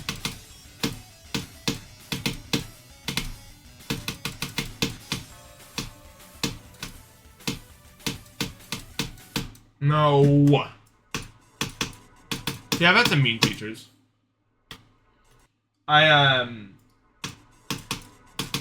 It's really hard because my eyes are not working and literally every object is moving right now, even the ones that aren't moving. So it's like a painting or something. I can't. It's hard today. I don't know if anything's actually gonna get done. But for cross country, for winter conditioning, we got to run through the school. I'm sure some of you guys had to do that if you're a runner, you know, and you like do laps. You do laps through the school. Super fun to run through all the places, slowly walk through all the crowds and everything like that. And you got to just like sprint up and down through the school.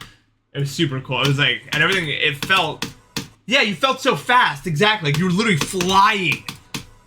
Usain Bolt's got nothing on that speed. Like you're actually going so quickly, just because what your brain is used to. It's used to going slowly, so it was that fast. And like we're going 40 miles per hour right now, so.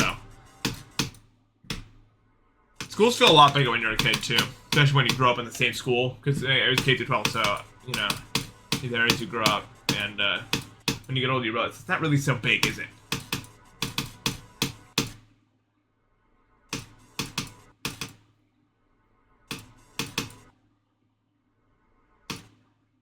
Yeah, everything shrinks the more you grow.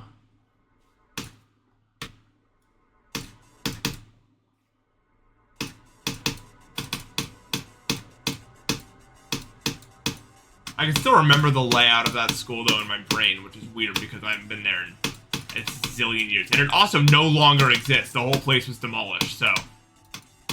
The record I have in my brain is one of the most accurate, real things that describe it, I guess.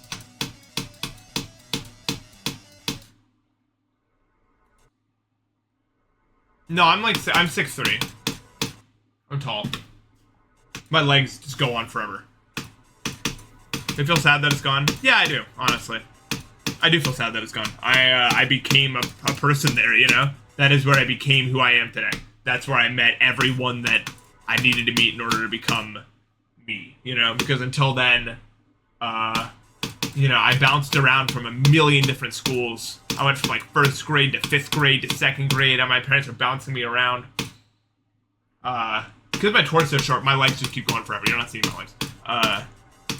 I like bounced around all these different schools because they'd put me in these placement tests, you know, and I would place here and here because my brain was developing way quicker. But I need to reiterate, of course, it's developing quicker to the same point as everyone else. It just did it faster. It doesn't make me any better. But because of that, I was placed in all these different places. And then I finally, eventually, well, I'm not 6'8". I'm 6'3". I don't know where they got 6'8" from. But that's my brother. Maybe they said my brother is 6'8", so that's probably where they got it from.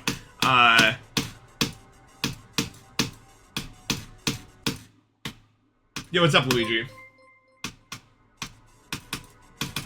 Spencer's a behemoth. Like, he's so tall. Can't really call him my little brother when, you know... you know, he's so... To make me feel short, that's crazy.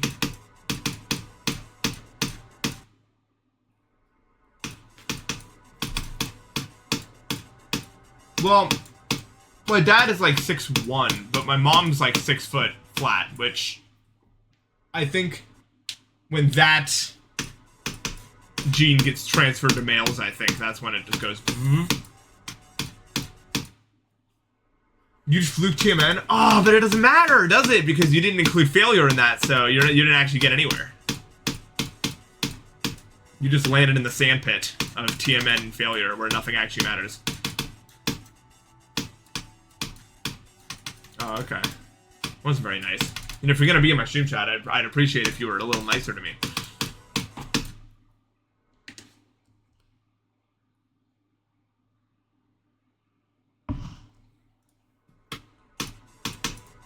Yeah, my guess is, like, I got my dad's height gene because I'm, like, the exact same height as him, maybe an inch taller or whatever. And then my brother got my mom's height gene.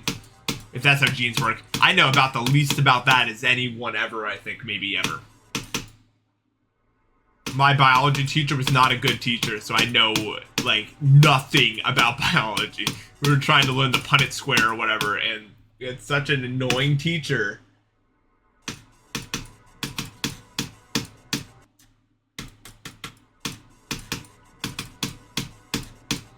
We had this teacher that was going to teach me chemistry in 8th grade, and he was awesome, but I think he literally went insane. Like, I think he actually went insane, because I noticed when he was teaching us, like, he would start randomly talking about things that made 0 sense, but it was so interesting to me.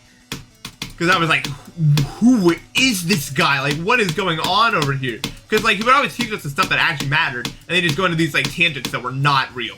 And it was fascinating. So I think he just actually genuinely went insane. But, like, that's kind of but not insane enough that he wasn't teaching us and, like, giving us good assignments and stuff like that. But maybe it got worse. I don't know.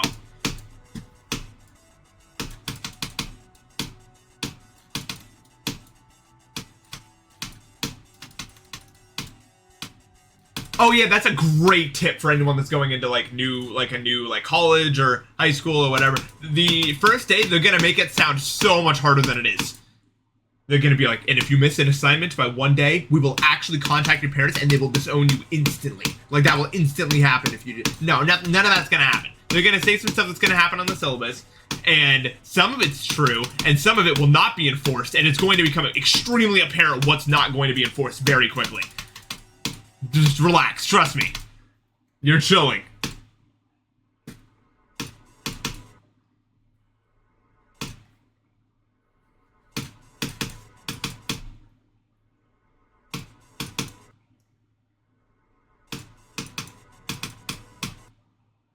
Yeah, college especially.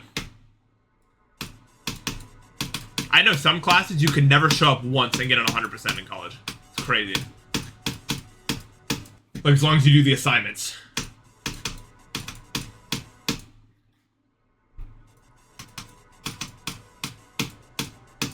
Some teachers are just assholes, too. It's crazy. Like, actually, some of the worst teachers I've met have been, in that field. Like first teachers of new area or something like that, and they're just, like, complete dickheads. And they wanna... Yeah, teacher RNG is so, like... It matters. It matters.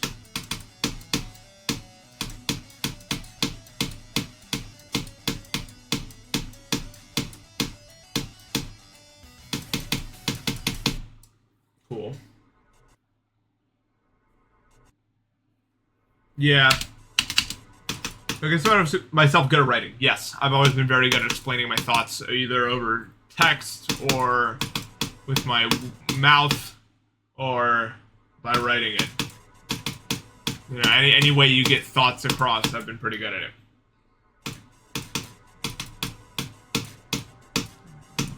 Probably one of my strong suits, if I had to say. We all have strengths and weaknesses. I don't think it's ego to acknowledge them strengths and weaknesses occasionally, you know what I mean? It's a part of us.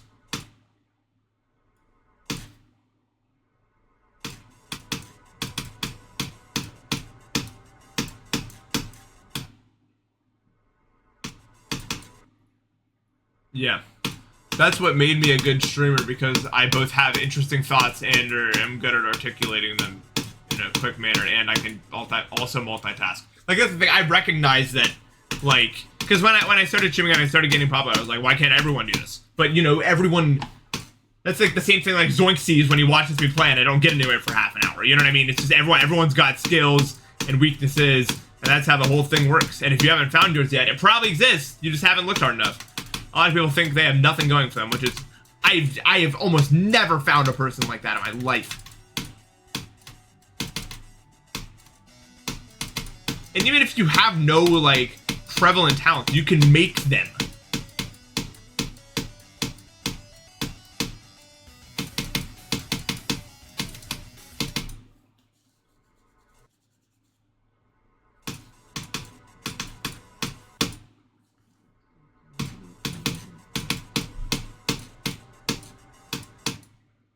You can make, like...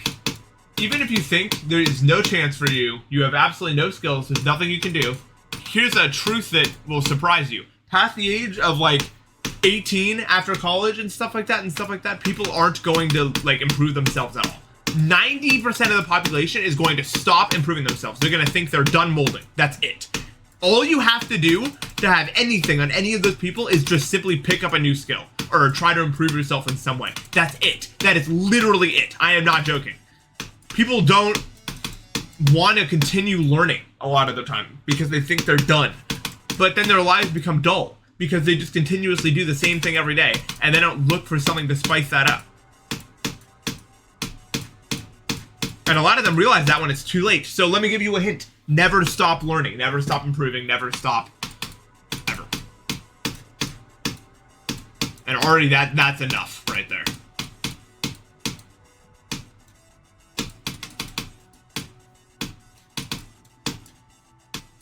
And a lot of people are like, oh, but I don't like learning. Yes, you do. I've never met someone that doesn't like learning. Ever. Ever. I'm not even joking. They just haven't found the thing they actually like to learn about. Or they haven't been taught it the right way.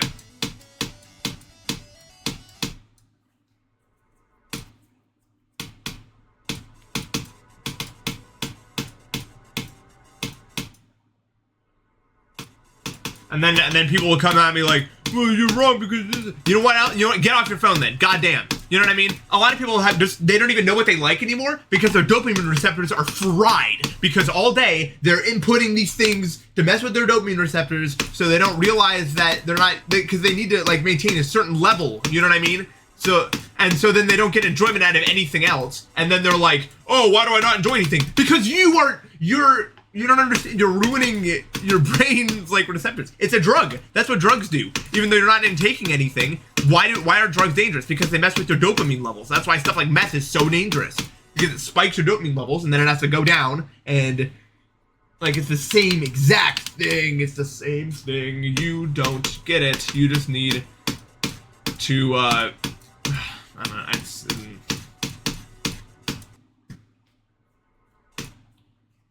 The human brain is amazing, and some people never even want to face that fact. You know, they just want to live in this sterilized world where they never do anything. And if that's what you want to do, that's up to you. You know what I mean? What am I supposed to do about it? You know, I mean, whatever. But you can be so much more.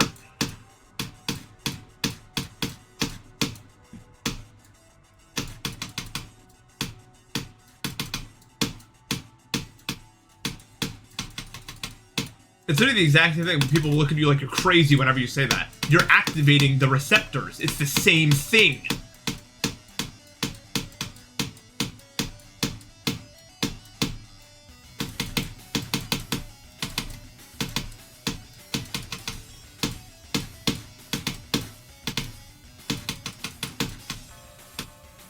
The only difference is it doesn't come with other side effects usually, you know what I mean? Like it does come with other side effects, but they're not like you don't get, you know, like messed up from being on TikTok all that in terms of like how you physically feel and stuff like that. You know, that's what people think of when they think of drugs. But at the end of the day, what you're doing is you're giving your brain some sort of stimulus that activates on those receptors, and that's all a drug really is at the end of the day. It's just a compound that's doing that.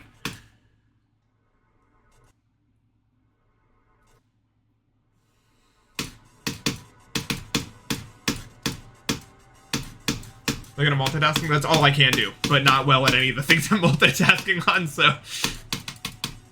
We were talking about that earlier.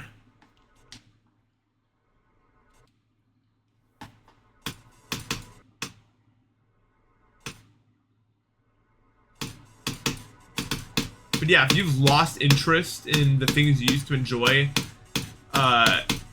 it's not all doom and gloom, especially if you haven't tried those things yet. If you haven't tried not being on the internet all the time. If you haven't tried, you know, just being bored occasionally. A lot of people just throw in the towel instantly. They're like, I guess life isn't for me. You know, I guess, you know, it's all boring and I should just be bored all the time because...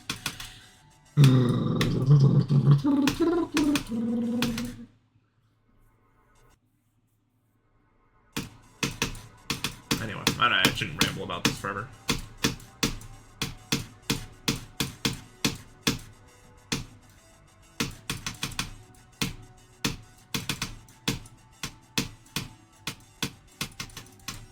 Just know we all have the same goal. We want to feel the happiest for the longest. We all do.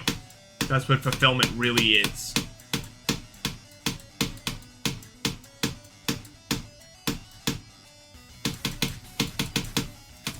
You know what fulfillment actually is? What fulfillment is you've naturally raised the baseline dopamine in your brain and serotonin and all that sort of stuff. It's at the correct, like true satisfaction with life is like you're at the highest point it's gonna get naturally, and that's all you need really. And don't get me wrong, you're not gonna ruin it by having one fun night and doing something. That's not gonna happen, you know. In fact, I think it's healthy, you know. Life is about having fun, but if you have too much fun, then you'll have no fun. And some people just aren't able to regulate that. And that's the truth.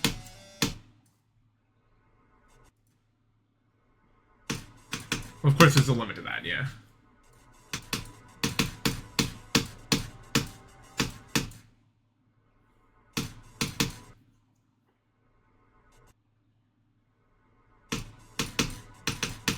See you. Have fun with friends.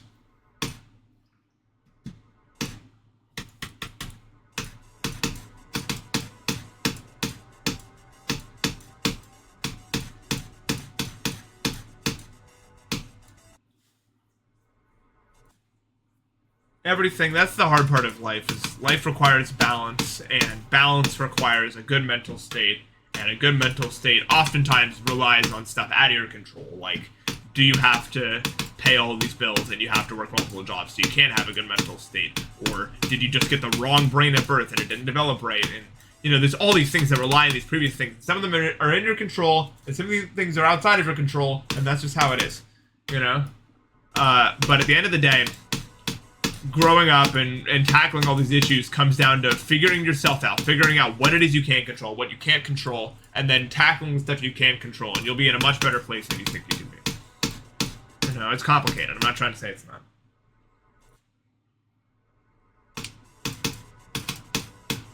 Even in seemingly the worst situations, you can find balance. You can make it.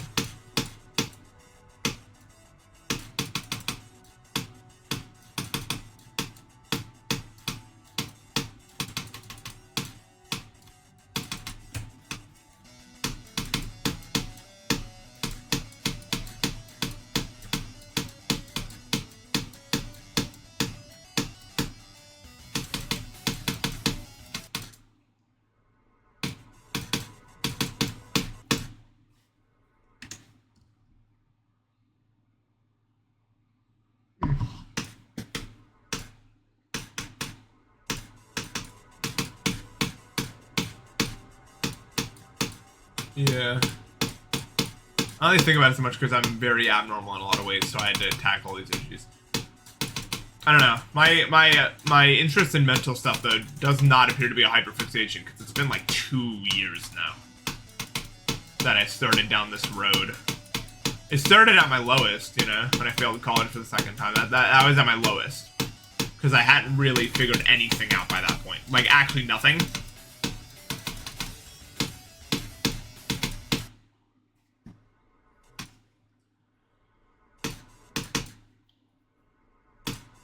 You know, and I was like 19. I had zero things figured out at that point in my life.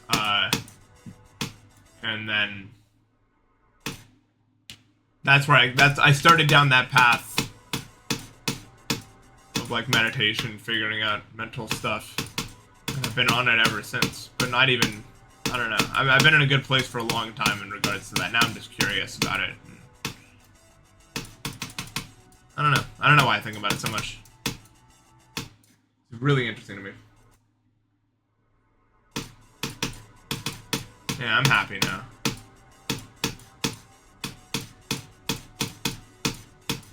It took a long time, but...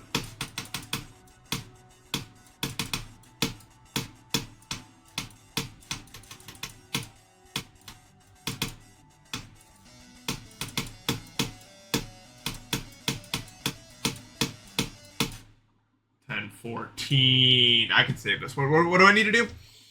That's not gonna happen. Nope. Yeah, I didn't think so. Absolutely not with that happening. No way.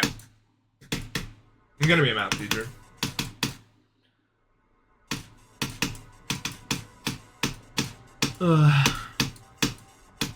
What causes 1014? That is a great question that has not been answered up to this point. We do not know.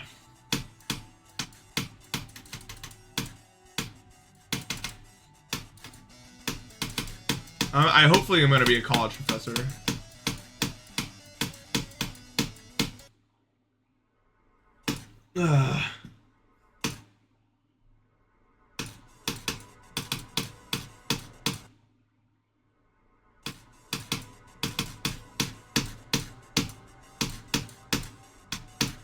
Okay, I guess I should probably grab dinner now, huh?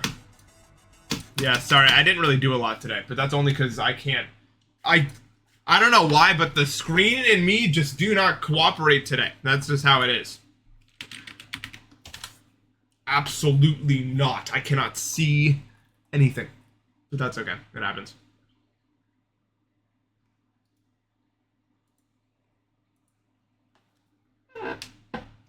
Hi, bye. Yeah, I'm sorry, y'all. I was literally, like, if those my icons? They are. I'll rate for that. It was just surprising. I've never seen in the in someone else's stream. Just like that. Yeah. Well, I hope you guys just enjoyed hanging out today. I couldn't see much of the screen today. I wasn't really working out the way I needed it to. But it happens. Alright, anyway, I'll see you guys around. Thanks for watching. See ya.